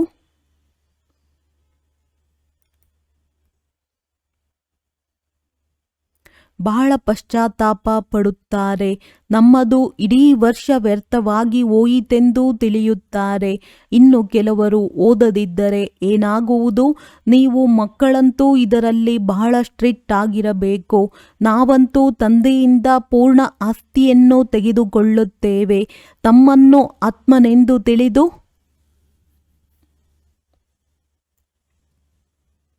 ತಂದೆಯನ್ನು ನೆನಪು ಮಾಡಬೇಕಾಗಿದೆ. ಇದರಲ್ಲಿ ಯಾವುದೇ ಕಷ್ಟವಿದ್ದರೆ ತಂದೆಯೊಂದಿಗೆ ಕೇಳಬಹುದು. ಇದೇ ಮುಖ್ಯ ಮಾತಾಗಿದೆ. ತಂದೆಯು ಇಂದಿಗೆ 5,000 ವರ್ಷಗಳ ಮೊದಲು ಸಹ ತಿಳಿಸಿದ್ದರು, ಮಕ್ಕಳೇ, ನನ್ನೊಬ್ಬನನ್ನೇ ನೆನಪು ಮಾಡಿ, ಪತಿತ ಪಾವನನು ನಾನಾಗಿದ್ದೇನೆ. ಕೃಷ್ಣನು ಎಲ್ಲರ ತಂದೆಯಲ್ಲ. ನೀವು ಶಿವ ಮತ್ತು ಕೃಷ್ಣನ ಪೂಜಾರಿಗಳಿಗೆ ಈ ಜ್ಞಾನವನ್ನು ತಿಳಿಸಿ. ಆತ್ಮವು ಪೂಜ್ಯನಾಗಿರಲಿಲ್ಲವೆಂದರೆ ಎಷ್ಟಾದರೂ ತಲೆಕೆಡಿಸಿಕೊಳ್ಳಿ, ಅವರಿಗೆ ಅರ್ಥವಾಗುವುದಿಲ್ಲ. ಈಗ ನಾಸ್ತಿಕರಾಗುತ್ತಾರೆ. ಬಹುಶಃ ಮುಂದೆ ಹೋದಂತೆ ಆಸ್ತಿಕರಾಗಲೂಬಹುದು. ತಿಳಿದುಕೊಳ್ಳಿ, ಯಾರಾದರೂ ವಿವಾಹ ಮಾಡಿಕೊಂಡು ಕೆಳಗೆ ಬೀಳುತ್ತಾರೆಂದರೆ ಅವರು ಮತ್ತೆ ಬಂದು ಜ್ಞಾನವನ್ನು ತೆಗೆದುಕೊಂಡು ಮುಂದುವರಿಯಬಹುದು. ಆದರೆ ಆಸ್ತಿಯು ಬಹಳ ಕಡಿಮೆಯಾಗುವುದು, ಏಕೆಂದರೆ ಬುದ್ಧಿಯಲ್ಲಿ ಅನ್ಯರ ನೆನಪು ಕುಳಿತುಕೊಂಡಿತು. ಅದನ್ನು ತೆಗೆಯುವುದರಲ್ಲಿ ಬಹಳ ಕಷ್ಟವಾಗುತ್ತದೆ. ಮೊದಲು ಸ್ತ್ರೀಯ ನೆನಪು, ನಂತರ ಮಕ್ಕಳ ನೆನಪು ಬರುತ್ತದೆ. ಮಕ್ಕಳಿಗಿಂತಲೂ ಸ್ತ್ರೀಯ ನೆನಪು ಬಹಳ ಸೆಳೆಯುತ್ತದೆ, ಏಕೆಂದರೆ ಬಹಳ ಸಮಯದ ನೆನಪಲ್ಲವೇ. ಮಕ್ಕಳಂತೂ ನಂತರದಲ್ಲಿ ಆಗುತ್ತಾರೆ. ಮತ್ತೆ ಮಿತ್ರ, ಸಂಬಂಧಿ, ಮಾವನ ಮನೆಯ ನೆನಪು ಬರುತ್ತದೆ. ಅದಕ್ಕಿಂತ ಮೊದಲು ಸ್ತ್ರೀ ಯಾರು ಬಹಳ ಸಮಯ ಜೊತೆ ನೀಡಿದ್ದಾರೆಯೋ ಅವರ ನೆನಪಿರುತ್ತದೆ. ಅದೇ ರೀತಿ ನಾವು ದೇವತೆಗಳ ಜೊತೆ ಬಹಳ ಸಮಯ ಇದ್ದೇವೆಂದು ನೀವು ಹೇಳುತ್ತೀರಿ. ಶಿವ ತಂದೆಯ ಜೊತೆ ಬಹಳ ಸಮಯದಿಂದ ಪ್ರೀತಿ ಇದೆ ಎಂದು ಹೇಳುವುದಿಲ್ಲ. ಯಾವ ತಂದೆಯು 5,000 ವರ್ಷಗಳ ಮೊದಲೂ ಸಹ ನಮ್ಮನ್ನು ಪಾವನರನ್ನಾಗಿ ಮಾಡಿದ್ದರು, ಕಲ್ಪಕಲ್ಪವೂ ಬಂದು ನಮ್ಮ ರಕ್ಷಣೆ ಮಾಡುತ್ತಾರೆ. ಆದ್ದರಿಂದಲೇ ಅವರಿಗೆ ದುಃಖಹರ್ತ, ಸುಖಕರ್ತನೆಂದು ಹೇಳುತ್ತಾರೆ. ನಿಮ್ಮ ಬುದ್ಧಿಯೋಗವು ಬಹಳ ಸ್ಪಷ್ಟವಾಗಿರಬೇಕು. ತಂದೆಯು ತಿಳಿಸುತ್ತಾರೆ, ನೀವು ಈ ಕಣ್ಣುಗಳಿಂದ ಏನೆಲ್ಲವನ್ನು ನೋಡುತ್ತೀರೋ ಅದೆಲ್ಲವೂ ಸ್ಮಶಾನವಾಗಲಿದೆ. ನೀವೀಗ ಸಂಗಮದಲ್ಲಿದ್ದೀರಿ, ಅಮರ ಲೋಕವು ಬರಲಿದೆ. ನಾವೀಗ ಪುರುಷೋತ್ತಮರಾಗಲು ಪುರುಷಾರ್ಥ ಮಾಡುತ್ತಿದ್ದೇವೆ. ಇದು ಕಲ್ಯಾಣಕಾರಿ ಪುರುಷೋತ್ತಮ ಸಂಗಮ ಯುಗವಾಗಿದೆ. ಪ್ರಪಂಚದಲ್ಲಿ ಏನೇನಾಗುತ್ತಿದೆ ಎಂಬುದನ್ನು ನೀವು ನೋಡುತ್ತಿರುತ್ತೀರಿ. ಈಗ ತಂದೆಯು ಬಂದಿದ್ದಾರೆ. ಆದ್ದರಿಂದ ಹಳೆಯ ಪ್ರಪಂಚವು ಸಮಾಪ್ತಿಯಾಗುವುದು. ಮುಂದೆ ಹೋದಂತೆ ಅನೇಕರಿಗೆ ಇದು ಗಮನಕ್ಕೆ ಬರುವುದು ಅವಶ್ಯವಾಗಿ. ಯಾರೋ ಗುಪ್ತ ರೂಪದಲ್ಲಿ ಬಂದಿದ್ದಾರೆ, ಪ್ರಪಂಚವನ್ನು ಪರಿವರ್ತನೆ ಮಾಡುತ್ತಿದ್ದಾರೆ. ಇದು ಅದೇ ಮಹಾಭಾರತ ಯುದ್ಧವಾಗಿದೆ. ನೀವು ಸಹ ಎಷ್ಟೊಂದು ಬುದ್ಧಿವಂತರಾಗಿದ್ದೀರಿ. ಇವು ಬಹಳ ಮಂಥನ ಮಾಡುವ ಮಾತುಗಳಾಗಿವೆ. ತಮ್ಮ ಶ್ವಾಸವೂ ಸಹ ವ್ಯರ್ಥವಾಗಿ ಕಳೆಯಬಾರದು, ಏಕೆಂದರೆ ನಿಮಗೆ ತಿಳಿದಿದೆ ಶ್ವಾಸವು ಜ್ಞಾನದಿಂದಲೇ ಸಫಲವಾಗುತ್ತದೆ. ಒಳ್ಳೆಯದು. ಮಧುರಾತಿ ಮಧುರ ಅಗಲಿ ಹೋಗಿ ಮರಳಿ ಸಿಕ್ಕಿರುವ ಮಕ್ಕಳ ಪ್ರತಿ ಮಾತ್ಪಿತಾ ಬಾಪ್ ದಾದಾರವರ ನೆನಪು, ಪ್ರೀತಿ ಹಾಗೂ ಸುಪ್ರಭಾತ. ಆತ್ಮಿಕ ಮಕ್ಕಳಿಗೆ ಆತ್ಮಿಕ ತಂದೆಯ ನಮಸ್ತೆ. ಧಾರಣೆಗಾಗಿ ಮುಖ್ಯ ಸಾರ: ಮಾಯೆಯಿಂದ ಪಾರಾಗಲು ಸಂಘ ದೋಷದಿಂದ ತಮ್ಮನ್ನು ಬಹಳ ಸಂಭಾಲನೆ ಮಾಡಿಕೊಳ್ಳಬೇಕಾಗಿದೆ. ತನ್ನ ಬುದ್ಧಿಯೋಗವನ್ನು ಸ್ಪಷ್ಟವಾಗಿಟ್ಟುಕೊಳ್ಳಬೇಕು. ಶ್ವಾಸವನ್ನು ವ್ಯರ್ಥವಾಗಿ ಕಳೆಯಬಾರದು. ಜ್ಞಾನದಿಂದ ಸಫಲ ಮಾಡಿಕೊಳ್ಳಬೇಕಾಗಿದೆ. ಸಮಯ ಸಿಕ್ಕಿದರೆ ಸಾಕು ಯೋಗ ಬಲವನ್ನು ಜಮಾ ಮಾಡಿಕೊಳ್ಳಲು ಆತ್ಮಿಕ ಡ್ರಿಲ್ನ ಅಭ್ಯಾಸ ಮಾಡಬೇಕು. ಈಗ ಯಾವುದೇ ಹೊಸ ಬಂಧನವನ್ನು ಮಾಡಿಕೊಳ್ಳಬಾರದು. ವರದಾನ: ತಂದೆಯ ಛತ್ರಛಾಯೆಯ ಅನುಭವದ ಮೂಲಕ ವಿಘ್ನ ವಿನಾಶಕನ ಡಿಗ್ರಿಯನ್ನು ತೆಗೆದುಕೊಳ್ಳುವ ಅನುಭವಿ ಮೂರ್ತಿ ಭವ. ಎಲ್ಲಿ ತಂದೆಯ ಜೊತೆ ಇದೆ ಅಲ್ಲಿ ಯಾರೇನೂ ಮಾಡಲು ಸಾಧ್ಯವಿಲ್ಲ. ಈ ಜೊತೆಯ ಅನುಭವವೇ ಛತ್ರಛಾಯೆ ಆಗಿಬಿಡುತ್ತದೆ. ಬಾಪ್ ದಾದಾರವರು ಸದಾ ಮಕ್ಕಳ ರಕ್ಷಣೆ ಮಾಡಿಯೇ ಮಾಡುತ್ತಾರೆ. ಪರೀಕ್ಷೆಗಳು ಬರುತ್ತವೆ, ತಾವುಗಳು ಅನುಭವಿಯಾಗುವುದಕ್ಕಾಗಿ. ಆದ್ದರಿಂದ ಸದಾ ತಿಳಿದುಕೊಳ್ಳಬೇಕು, ಈ ಪರೀಕ್ಷೆಯು ಮುಂದಿನ ಕ್ಲಾಸಿಗೆ ಹೋಗುವುದಕ್ಕಾಗಿ ಬರುತ್ತಿದೆ. ಇದರಿಂದಲೇ ಸದಾ ಕಾಲಕ್ಕಾಗಿ ವಿಘ್ನ ವಿನಾಶಕನ ಡಿಗ್ರಿ ಮತ್ತು ಅನುಭವಿ ಮೂರ್ತಿಯಾಗುವ ವರದಾನವು ಸಿಕ್ಕಿಬಿಡುತ್ತದೆ. ಒಂದು ವೇಳೆ ಈಗೇನಾದರೂ ಸ್ವಲ್ಪ ವಿಘ್ನವನ್ನು ಹಾಕುತ್ತಾರೆಂದರೆ ನಿಧಾನವಾಗಿ ತಣ್ಣಗಾಗಿ ಬಿಡುತ್ತಾರೆ. ಸ್ಲೋಗನ್: ಯಾರು ಸಮಯದಲ್ಲಿ ಸಹಯೋಗಿಯಾಗುತ್ತಾರೆ ಅವರಿಗೆ ಒಂದಕ್ಕೆ ಪದಮದಷ್ಟು ಫಲ ಸಿಕ್ಕಿಬಿಡುತ್ತದೆ. ಅವ್ಯಕ್ತ ಸೂಚನೆ: ಈಗ ಸಂಪನ್ನ ಅಥವಾ ಕರ್ಮಾತೀತರಾಗುವುದರಲ್ಲಿ ತತ್ಪರರಾಗಿರಿ. ಹೇಗೆ ನೋಡುವುದು, ಕೇಳುವುದು, ಹೇಳುವುದು ಈ ವಿಶೇಷ ಕರ್ಮ ಸಹಜ ಬಂದಿದೆ. ಹಾಗೆಯೇ ಕರ್ಮಾತೀತರಾಗುವ ಸ್ಟೇಜ್ ಅರ್ಥಾತ್ ಕರ್ಮಗಳನ್ನು ಸಂಕ್ಷಿಪ್ತಗೊಳಿಸುವ ಶಕ್ತಿಯಿಂದ ಒಂದಾಗಿದೆ ಕರ್ಮ ಅಧೀನ ಸ್ಟೇಜ್, ಇನ್ನೊಂದಾಗಿದೆ ಕರ್ಮಾತೀತ ಅರ್ಥಾತ್ ಕರ್ಮ ಮಾಡಿಕೊಳ್ಳಿರಿ. ನನ್ನ ಕರ್ಮೇಂದ್ರಿಯಜಿತ್ ಸ್ವರಾಜ್ಯ ಅಧಿಕಾರಿ ಸರಿಯಾಗಿ ನಡೆಯುತ್ತಿದೆಯೇ? ಒಳ್ಳೆಯದು. ಓಂ ಶಾಂತಿ. ಬಂದಿದ್ದಾರೆ ಅಂದ ಮೇಲೆ ತಂದೆಯು ಮಕ್ಕಳಿಂದ ವಿದ್ಯೆಯ ಶುಲ್ಕವನ್ನು ಹೇಗೆ ತೆಗೆದುಕೊಳ್ಳುವರು? ಹೇಗೆ ಶಿಕ್ಷಕನ ಮಕ್ಕಳು ಅದೇ ಶಾಲೆಯಲ್ಲಿ ಓದುತ್ತಿದ್ದರೆ ಅವರಿಗೆ ಉಚಿತವಾಗಿ ಓದಿಸುತ್ತಾರಲ್ಲವೇ? ಹಾಗೆಯೇ ಈ ತಂದೆಯೂ ಸಹ ಉಚಿತವಾಗಿ ಓದಿಸುತ್ತಾರೆ. ಅಂದ ಮೇಲೆ ನಾವು ಎಲ್ಲವನ್ನೂ ತಂದೆಗೆ ಕೊಡುತ್ತೇವೆ ಎಂದು ತಿಳಿಯಬೇಡಿ. ಇದು ಶುಲ್ಕವಲ್ಲ. ವಾಸ್ತವದಲ್ಲಿ ನೀವು ತಂದೆಗೆ ಕೊಡುವುದೇನೂ ಇಲ್ಲ. ಬದಲಾಗಿ ನೀವು ಇನ್ನೂ ಅವರಿಂದ ಇನ್ನಷ್ಟು ಪಡೆದುಕೊಳ್ಳುತ್ತೀರಿ. ಮನುಷ್ಯರು ದಾನ ಪುಣ್ಯ ಮಾಡುತ್ತಾರೆ. ಇದರ ಫಲವು ನಮಗೆ ಇನ್ನೊಂದು ಜನ್ಮದಲ್ಲಿ ಸಿಗುವುದೆಂದು ತಿಳಿಯುತ್ತಾರೆ. ಅವರಿಗೆ ಅಲ್ಪಕಾಲದ ಕ್ಷಣಭಂಗೂರ ಸುಖವು ಸಿಗುತ್ತದೆ. ಬಲೆ ಇನ್ನೊಂದು ಜನ್ಮದಲ್ಲಿ ಸಿಗುತ್ತದೆ. ಆದರೆ ಅದು ಕೆಳಗಿಳಿಯುವಂತಹ ಜನ್ಮದಲ್ಲಿಯೇ ಸಿಗುತ್ತದೆ. ಏಣಿಯನ್ನು ಇಳಿಯುತ್ತಲೇ ಬರುತ್ತೀರಲ್ಲವೇ? ಈಗ ನೀವು ಏನೆಲ್ಲವನ್ನು ಮಾಡುತ್ತೀರೋ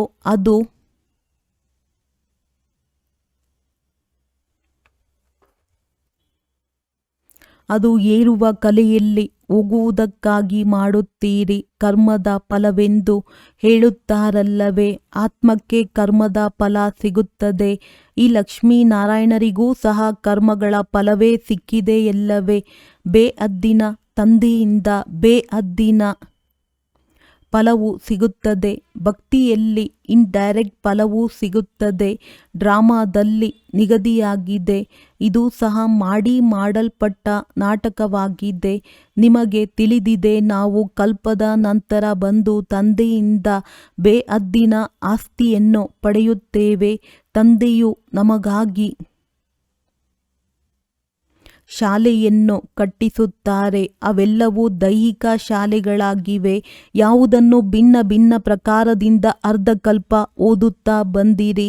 ಈಗ ತಂದೆಯು 21 ಜನ್ಮಗಳಿಗಾಗಿ ಎಲ್ಲ ದುಃಖಗಳನ್ನು ದೂರ ಮಾಡಲು ಓದಿಸುತ್ತಾರೆ. ಅಲ್ಲಿ ರಾಜಧಾನಿ ಇರುತ್ತದೆ. ಅದರಲ್ಲಿ ನಂಬರ್ ವಾರಂತೂ ಬಂದೇ ಬರುತ್ತಾರೆ. ಹೇಗೆ ಇಲ್ಲಿಯೂ ಸಹ ರಾಜ, ರಾಣಿ, ಮಂತ್ರಿ, ಪ್ರಜೆ ಮೊದಲಾದವರೆಲ್ಲರೂ ನಂಬರ್ ವಾರ್ ಇರುತ್ತಾರೆ. ಇವರು ಹಳೆಯ ಪ್ರಪಂಚದಲ್ಲಿದ್ದಾರೆ. ಆದರೆ ಹೊಸ ಪ್ರಪಂಚದಲ್ಲಿ ಬಹಳ ಕಡಿಮೆ ಜನಸಂಖ್ಯೆ ಇರುತ್ತದೆ. ಬಹಳಷ್ಟು ಸುಖವಿರುತ್ತದೆ. ನೀವು ವಿಶ್ವದ ಮಾಲೀಕರಾಗುತ್ತೀರಿ. ರಾಜ ಮಹಾರಾಜರು ಇದ್ದು ಹೋಗಿದ್ದಾರೆ. ಅವರು ಎಷ್ಟೊಂದು ಖುಷಿಯನ್ನಾಚರಿಸುತ್ತಾರೆ. ಆದರೆ ತಂದೆಯು ತಿಳಿಸುತ್ತಾರೆ, ಅವರೆಲ್ಲರೂ ಕೆಳಗಿಳಿಯಲೇಬೇಕಾಗಿದೆ. ಎಲ್ಲರೂ ಕೆಳಗಿಳಿಯುತ್ತಾರೆ. ದೇವತೆಗಳ ಕಲೆಗಳು ಸಹ ನಿಧಾನವಾಗಿ ಕಡಿಮೆಯಾಗುತ್ತದೆ. ಆದರೆ ಅಲ್ಲಿ ರಾವಣ ರಾಜ್ಯವೇ ಇರುವುದಿಲ್ಲ. ಆದ್ದರಿಂದ ಸುಖವೇ ಸುಖವಿರುತ್ತದೆ. ಇಲ್ಲಿ ರಾವಣ ರಾಜ್ಯವಿದೆ. ನೀವು ಹೇಗೆ ಏರುತ್ತೀರೋ ಹಾಗೆಯೇ ಇಳಿಯುತ್ತೀರಿ. ಆತ್ಮಗಳು ನಾಮರೂಪವನ್ನು ಧಾರಣೆ ಮಾಡುತ್ತಾ ಕೆಳಗಿಳಿದು ಬಂದಿದ್ದೀರಿ. ಡ್ರಾಮಾ ಪ್ಲಾನ್ ಅನುಸಾರ ಕಲ್ಪದ ಹಿಂದಿನ ತರಹ ಕೆಳಗಿಳಿದು ತಮೋಪ್ರಧಾನರಾಗಿ ಬಿಡುತ್ತೀರಿ. ಕಾಮಚಿತೆಯನ್ನು ಏರುವುದರಿಂದಲೇ ದುಃಖವು ಆರಂಭವಾಗುತ್ತದೆ.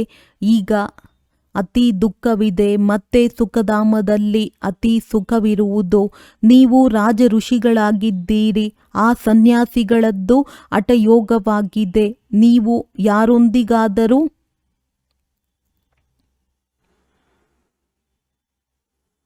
ಕೇಳಿ. ರಚಯಿತ ಮತ್ತು ರಚನೆಯ ಆದಿ ಮಧ್ಯ ಅಂತ್ಯವನ್ನು ತಿಳಿದುಕೊಂಡಿದ್ದೀರಾ? ಇದಕ್ಕೆ ಅವರು ಇಲ್ಲವೆಂದು ಹೇಳಿಬಿಡುತ್ತಾರೆ. ಅಂದ ಮೇಲೆ ಯಾರು ಕೇಳುವರೋ ಅವರು ತಿಳಿದುಕೊಂಡಿರುತ್ತಾರೆ. ತಾನೇ ತಿಳಿದುಕೊಂಡಿಲ್ಲವೆಂದರೆ ಅನ್ಯರನ್ನು ಕೇಳಲು ಹೇಗೆ ಸಾಧ್ಯ? ನಿಮಗೆ ತಿಳಿದಿದೆ, ಋಷಿ ಮುನಿ ಮೊದಲಾದವರೂ ಸಹ ತ್ರಿಕಾಲದರ್ಶಿಗಳಾಗಿರಲಿಲ್ಲ. ತಂದೆಯು ನಮ್ಮನ್ನು ತ್ರಿಕಾಲದರ್ಶಿಗಳನ್ನಾಗಿ ಮಾಡುತ್ತಿದ್ದಾರೆ. ಈ ತಂದೆ ಬ್ರಹ್ಮ ಯಾರು ವಿಶ್ವದ ಮಾಲೀಕನಾಗಿದ್ದರೋ ಇವರಿಗೂ ಸಹ ಜ್ಞಾನವಿರಲಿಲ್ಲ. ಈ ಜನ್ಮದಲ್ಲಿಯೂ 60 ವರ್ಷಗಳ ತನಕ ಜ್ಞಾನವಿರಲಿಲ್ಲ. ಯಾವಾಗ ಇವರಲ್ಲಿ ತಂದೆಯು ಪ್ರವೇಶಿಸಿದ್ದರೋ ಆಗಿನಿಂದ ನಿಧಾನವಾಗಿ ಎಲ್ಲವನ್ನೂ ತಿಳಿಸುತ್ತಾ ಹೋಗುತ್ತಾರೆ. ಬಲೆ ಕೆಲವರು ನಿಶ್ಚಯ ಬುದ್ಧಿಯವರಾಗುತ್ತಾರೆ. ಆದರೂ ಸಹ ಮಾಯೆಯು ಅನೇಕರನ್ನು ಬೀಳಿಸುತ್ತಾ ಇರುತ್ತದೆ. ತಂದೆಯು ಹೆಸರನ್ನು ಹೇಳುವುದಿಲ್ಲ, ಏಕೆಂದರೆ ನಿರಾಶಾವಾದಿಗಳಾಗಿ ಬಿಡುತ್ತಾರೆ.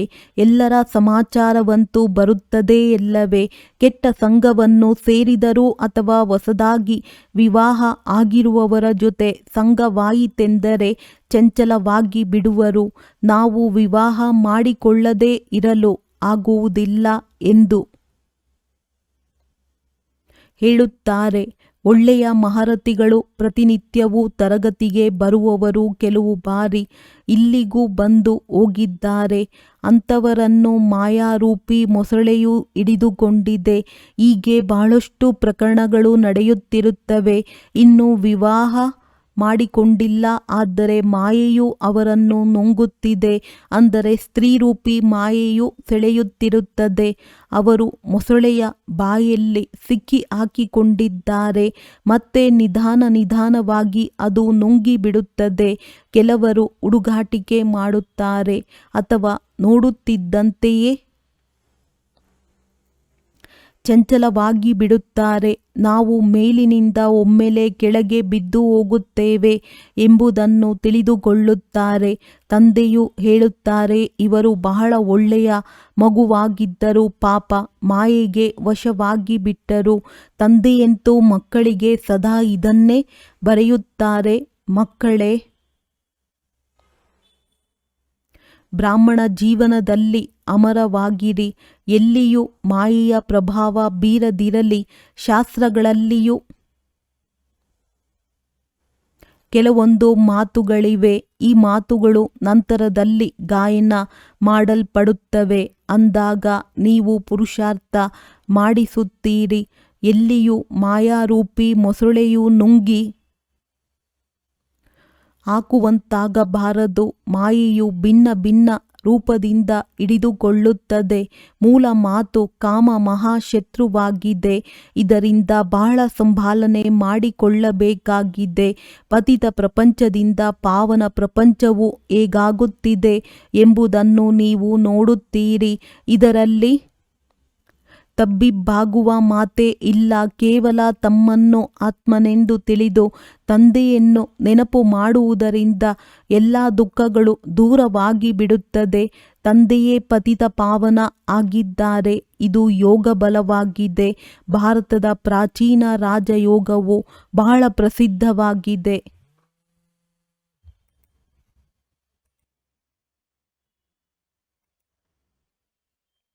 ತಂದೆಯೇ ಪತಿತ ಪಾವನ ಆಗಿದ್ದಾರೆ. ಇದು ಯೋಗ ಬಲವಾಗಿದೆ. ಭಾರತದ ಪ್ರಾಚೀನ ರಾಜಯೋಗವು ಬಹಳ ಪ್ರಸಿದ್ಧವಾಗಿದೆ. ಕ್ರಿಸ್ತನಿಗೆ 3000 ವರ್ಷ 3000 ವರ್ಷಗಳ ಮೊದಲು ಸ್ವರ್ಗವಿತ್ತೆಂದು ಹೇಳುತ್ತಾರೆ. ಅಂದ ಮೇಲೆ ಅವಶ್ಯವಾಗಿ ಮತ್ಯಾವುದೇ ಧರ್ಮವಿರುವುದಿಲ್ಲ. ಎಷ್ಟು ಸಹಜ ಮಾತಾಗಿದೆ. ಆದರೆ ತಿಳಿದುಕೊಂಡಿಲ್ಲ. ನೀವೀಗ ತಿಳಿದಿದ್ದೀರಿ. ಆ ರಾಜ್ಯವನ್ನು ಪುನಃ ಸ್ಥಾಪನೆ ಮಾಡುವ ತಂದೆಯು ಬಂದಿದ್ದಾರೆ. 5000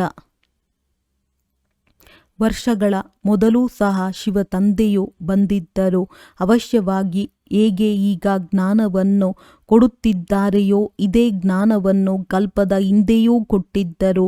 ಸ್ವಯಂ ತಂದೆಯೇ ಹೇಳುತ್ತಾರೆ, ನಾನು ಕಲ್ಪವೂ ಸಂಗಮದಲ್ಲಿ ಸಾಧಾರಣ ತನುವಿನಲ್ಲಿ ಬಂದು ರಾಜಯೋಗವನ್ನು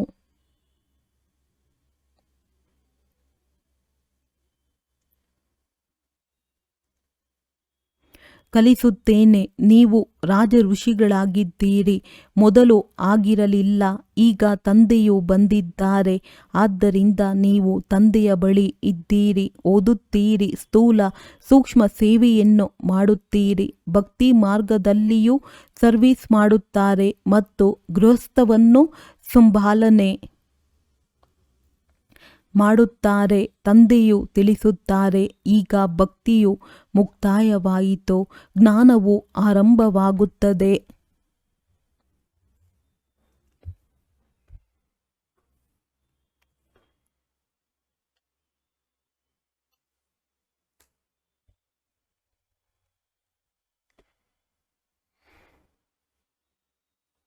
ನಾನು ಜ್ಞಾನದಿಂದ ಸದ್ಗತಿ ಕೊಡಲು ಬರುತ್ತೇನೆ. ತಂದೆಯು ನಮ್ಮನ್ನು ಪಾವನರನ್ನಾಗಿ ಮಾಡುತ್ತಿದ್ದಾರೆಂಬುದೂ ಸಹ ನಿಮ್ಮ ಬುದ್ಧಿಯಲ್ಲಿದೆ. ತಂದೆಯು ಹೇಳುತ್ತಾರೆ,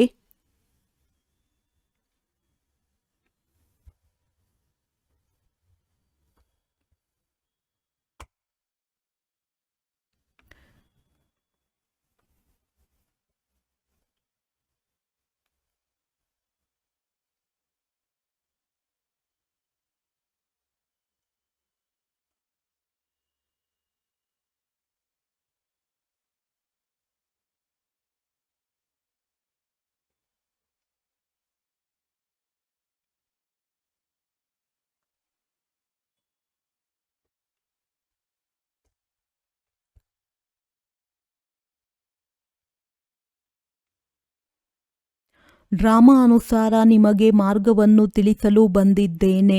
ಶಿಕ್ಷಕರು ಓದಿಸುತ್ತಾರೆ, ಗುರಿ ಧ್ಯೇಯವೂ ಸನ್ಮುಖದಲ್ಲಿದೆ. ಇದು ಸರ್ವಶ್ರೇಷ್ಠ ವಿದ್ಯೆಯಾಗಿದೆ. ಹೇಗೆ ಕಲ್ಪದ ಹಿಂದೆಯೂ ತಿಳಿಸಿದ್ದರು ಅದನ್ನೇ ತಿಳಿಸುತ್ತಿರುತ್ತಾರೆ. ಈ ಸೃಷ್ಟಿ ಚಕ್ರವು ಟಿಕ್ ಟಿಕ್ ಎಂದು ನಡೆಯುತ್ತಿರುತ್ತದೆ. ಕ್ಷಣ ಪ್ರತಿಕ್ಷಣ ಯಾವುದು ಕಳೆದು ಹೋಯಿತೋ ಅದು ಮತ್ತೆ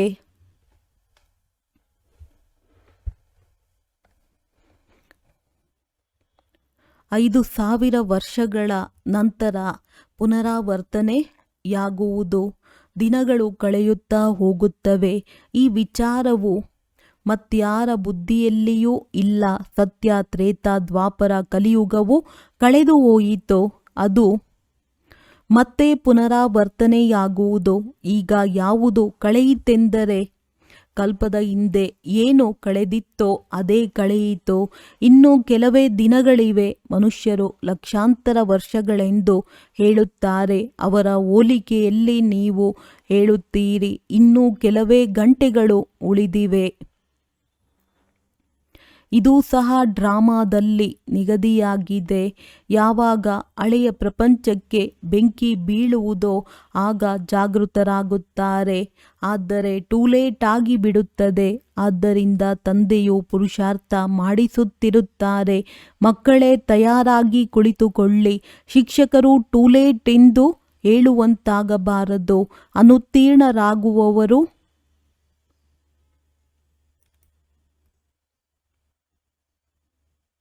ಬಹಳ ಪಶ್ಚಾತ್ತಾಪ ಪಡುತ್ತಾರೆ. ನಮ್ಮದು ಇಡೀ ವರ್ಷ ವ್ಯರ್ಥವಾಗಿ ಹೋಯಿತೆಂದು ತಿಳಿಯುತ್ತಾರೆ. ಇನ್ನು ಕೆಲವರು ಓದದಿದ್ದರೆ ಏನಾಗುವುದು? ನೀವು ಮಕ್ಕಳಂತೂ ಇದರಲ್ಲಿ ಬಹಳ ಸ್ಟ್ರಿಕ್ಟ್ ಆಗಿರಬೇಕು. ನಾವಂತೂ ತಂದೆಯಿಂದ ಪೂರ್ಣ ಆಸ್ತಿಯನ್ನು ತೆಗೆದುಕೊಳ್ಳುತ್ತೇವೆ. ತಮ್ಮನ್ನು ಆತ್ಮನೆಂದು ತಿಳಿದು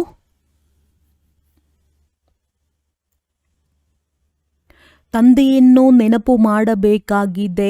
ಇದರಲ್ಲಿ ಯಾವುದೇ ಕಷ್ಟವಿದ್ದರೆ ತಂದೆಯೊಂದಿಗೆ ಕೇಳಬಹುದು. ಇದೇ ಮುಖ್ಯ ಮಾತಾಗಿದೆ. ತಂದೆಯು ಇಂದಿಗೆ 5,000 ವರ್ಷಗಳ ಮೊದಲು ಸಹ ತಿಳಿಸಿದ್ದರು, ಮಕ್ಕಳೇ, ನನ್ನೊಬ್ಬನನ್ನೇ ನೆನಪು ಮಾಡಿ. ಪತಿತ ಪಾವನನು ನಾನಾಗಿದ್ದೇನೆ. ಕೃಷ್ಣನು ಎಲ್ಲರ ತಂದೆಯಲ್ಲ. ನೀವು ಶಿವ ಮತ್ತು ಕೃಷ್ಣನ ಪೂಜಾರಿಗಳಿಗೆ ಈ ಜ್ಞಾನವನ್ನು ತಿಳಿಸಿ. ಆತ್ಮವು ಪೂಜ್ಯನಾಗಿರಲಿಲ್ಲವೆಂದರೆ ಎಷ್ಟಾದರೂ ತಲೆಕೆಡಿಸಿಕೊಳ್ಳಿ, ಅವರಿಗೆ ಅರ್ಥವಾಗುವುದಿಲ್ಲ. ಈಗ ನಾಸ್ತಿಕರಾಗುತ್ತಾರೆ. ಬಹುಶಃ ಮುಂದೆ ಹೋದಂತೆ ಆಸ್ತಿಕರಾಗಲೂಬಹುದು. ತಿಳಿದುಕೊಳ್ಳಿ. ಯಾರಾದರೂ ವಿವಾಹ ಮಾಡಿಕೊಂಡು ಕೆಳಗೆ ಬೀಳುತ್ತಾರೆಂದರೆ ಅವರು ಮತ್ತೆ ಬಂದು ಜ್ಞಾನವನ್ನು ತೆಗೆದುಕೊಂಡು ಮುಂದುವರಿಯಬಹುದು. ಆದರೆ ಆಸ್ತಿಯು ಬಹಳ ಕಡಿಮೆಯಾಗುವುದು, ಏಕೆಂದರೆ ಬುದ್ಧಿಯಲ್ಲಿ ಅನ್ಯರ ನೆನಪು ಕುಳಿತುಕೊಂಡಿತು. ಅದನ್ನು ತೆಗೆಯುವುದರಲ್ಲಿ ಬಹಳ ಕಷ್ಟವಾಗುತ್ತದೆ. ಮೊದಲು ಸ್ತ್ರೀಯ ನೆನಪು, ನಂತರ ಮಕ್ಕಳ ನೆನಪು ಬರುತ್ತದೆ.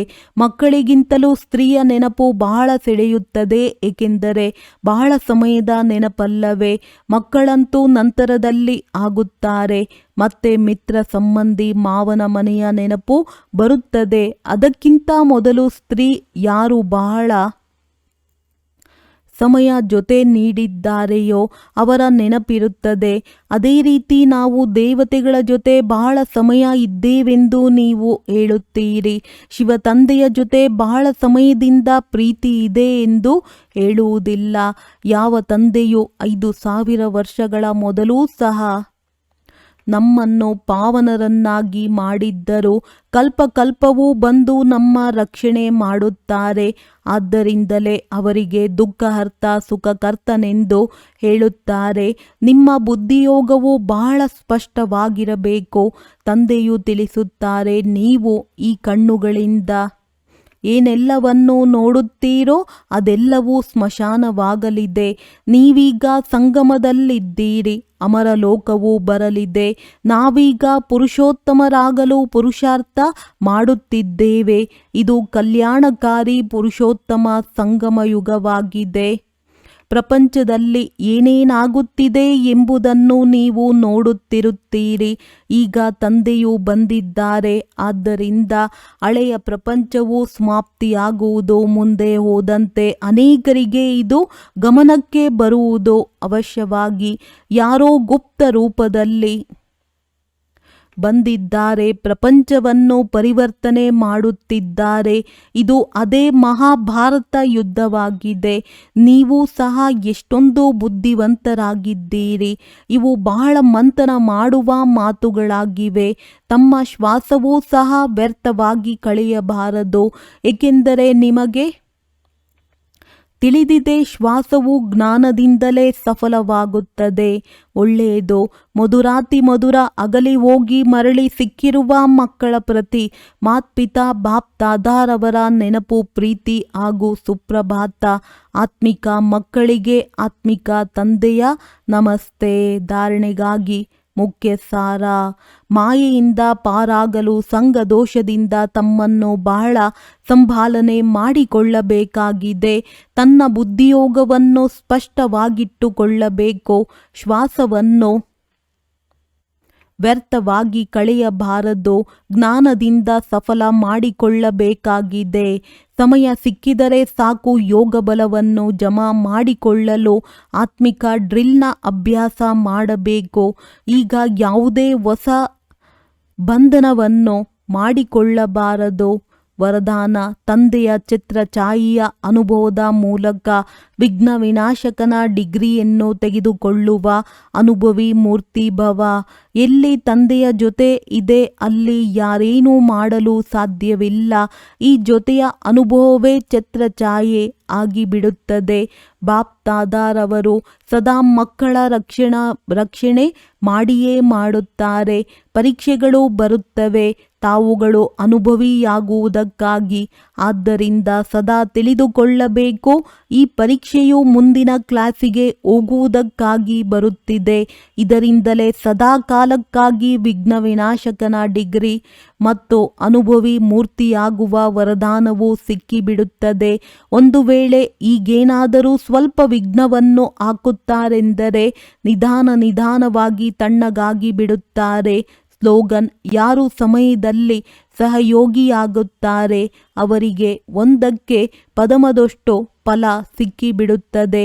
ಅವ್ಯಕ್ತ ಸೂಚನೆ: ಈಗ ಸಂಪನ್ನ ಅಥವಾ ಕರ್ಮಾತೀತರಾಗುವುದರಲ್ಲಿ ತತ್ಪರರಾಗಿರಿ. ಹೇಗೆ ನೋಡುವುದು, ಕೇಳುವುದು, ಹೇಳುವುದು ಈ ವಿಶೇಷ ಕರ್ಮ ಸಹಜ ಬಂದಿದೆ. ಹಾಗೆಯೇ ಕರ್ಮಾತೀತರಾಗುವ ಸ್ಟೇಜ್ ಅರ್ಥಾತ್ ಕರ್ಮಗಳನ್ನು ಸಂಕ್ಷಿಪ್ತಗೊಳಿಸುವ ಶಕ್ತಿಯಿಂದ ಒಂದಾಗಿದೆ ಕರ್ಮ ಅಧೀನ ಸ್ಟೇಜ್, ಇನ್ನೊಂದಾಗಿದೆ ಕರ್ಮಾತೀತ ಅರ್ಥಾತ್ ಕರ್ಮ ಮಾಡಿಕೊಳ್ಳಿರಿ. ನನ್ನ ಕರ್ಮೇಂದ್ರಿಯ ಜೀತ್ ಸ್ವರಾಜ್ಯಾಧಿಕಾರಿ ಸರಿಯಾಗಿ ನಡೆಯುತ್ತಿದೆಯೇ? ಒಳ್ಳೆಯದು. ಓಂ ಶಾಂತಿ.